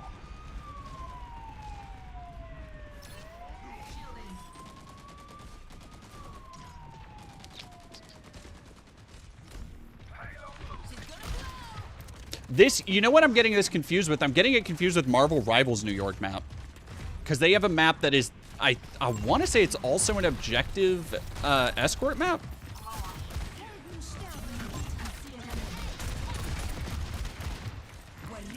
Wittig. I'm taking charge. Setting out the welcome mat. Ladies and gentlemen, we're gonna start your engines. God damn it.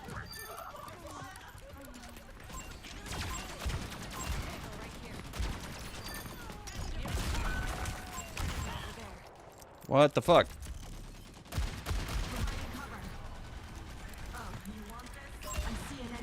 Yeah, no, I get it. Thank you. Tango right here. Over here.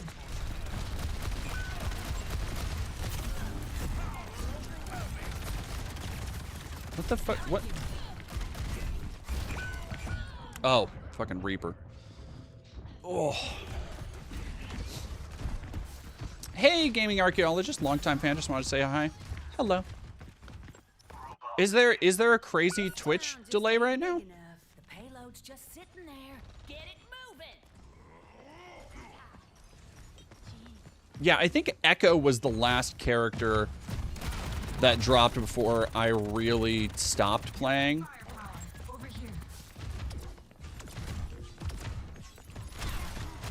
God damn it.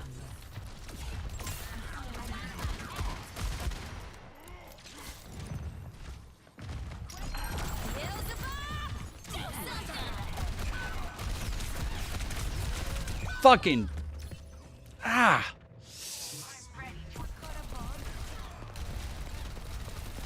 Like I'm getting like a hand cramp from moving the joystick around so much. I'm not used to this much activity apparently.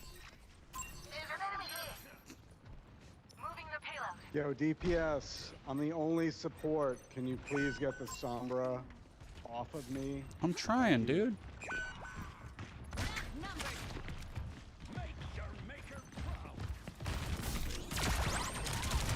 What the fuck was Jesus? All right, That'll do. Better be a good excuse for this holdup. That stuff. Oh, you want this? You need to destroy that. Helden sterben nicht.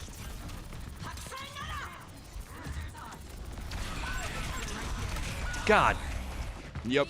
All right, we gotta. Let's get busy.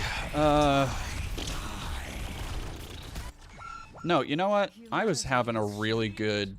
I'll find my own path.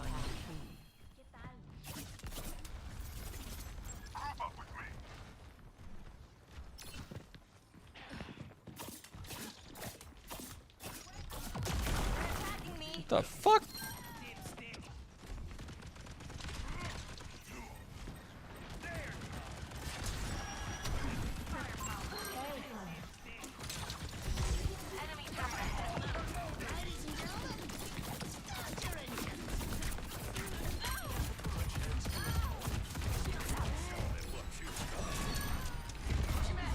Zape just needed another healer. Hey, you know what? Under my protection. I got y'all. I got y'all's back. I think that person just stopped playing. All right, what do we got? I don't know what this does. I see an enemy.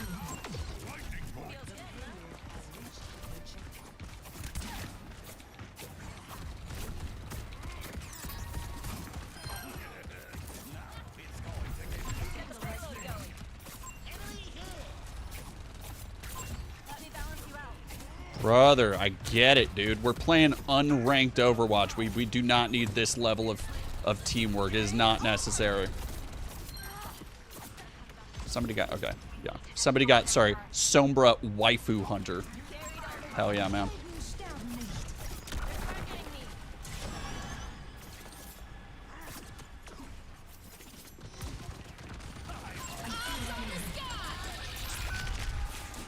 Whoa.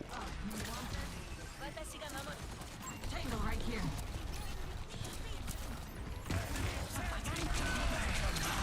Fuck. Oh, have I tried Deadlock? No, because that's only well, Nehemia, this will be my last game because I gotta get going for something at 6. But somebody asked about Deadlock. Isn't that only on PC right now?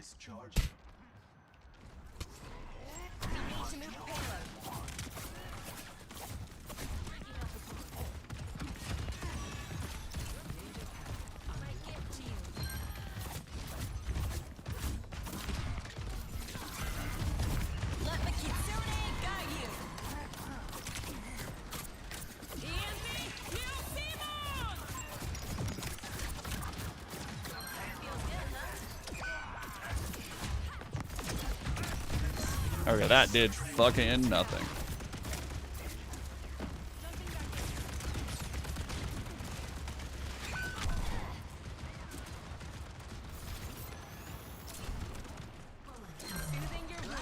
There we go.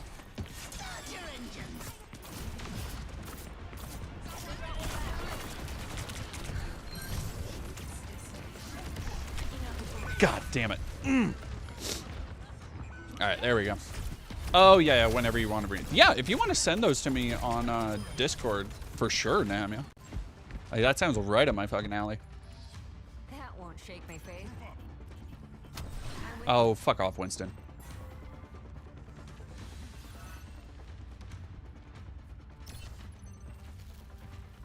Oh, yeah, I need to...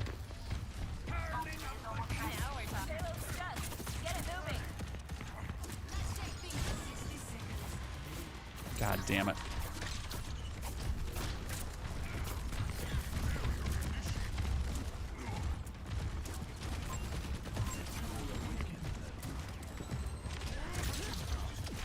Like, what? I don't get Winston, dog. Like, of all the fucking tanks, you're picking Winston?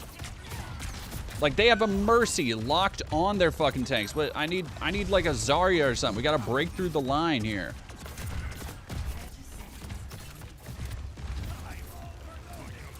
Feels good, huh?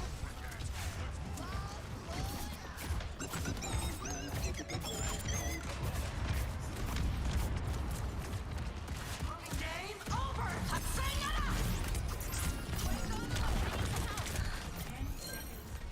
There we go, there we go, there we go. Come on. Jeez, what the fuck was that? Nope, that's it. That was team kill, I think.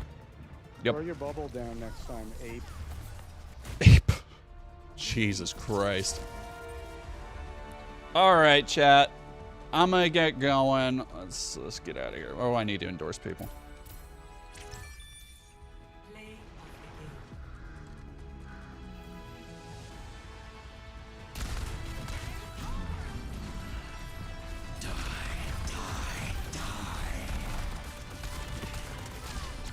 "10 years, quadruple kill, 10 years, and it is no less fucking disgusting to witness that shit pop off." Oh, yeah, no votes for you. Fuck off. Epic. At you, bless you, fuck you. You sit there with your basic bitch Reaper outfit and you think about what you've done. All right, let me see. Did I get to my...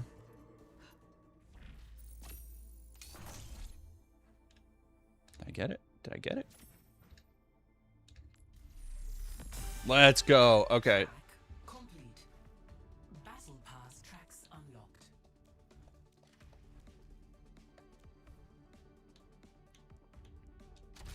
There we go.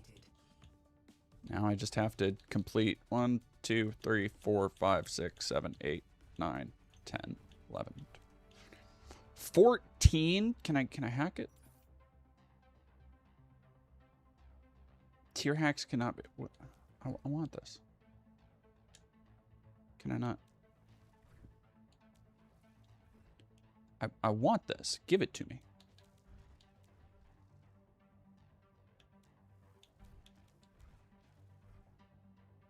Oh, that's pretty cool. But no. Oh, look at the crab. But no, I want this. Why can I not have it?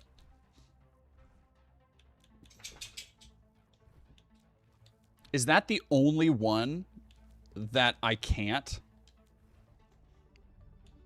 Don't piss me off, game. Oh. Okay, chat. I will see y'all later. Have a good one. And don't forget to check out the latest on the stream. On the channel.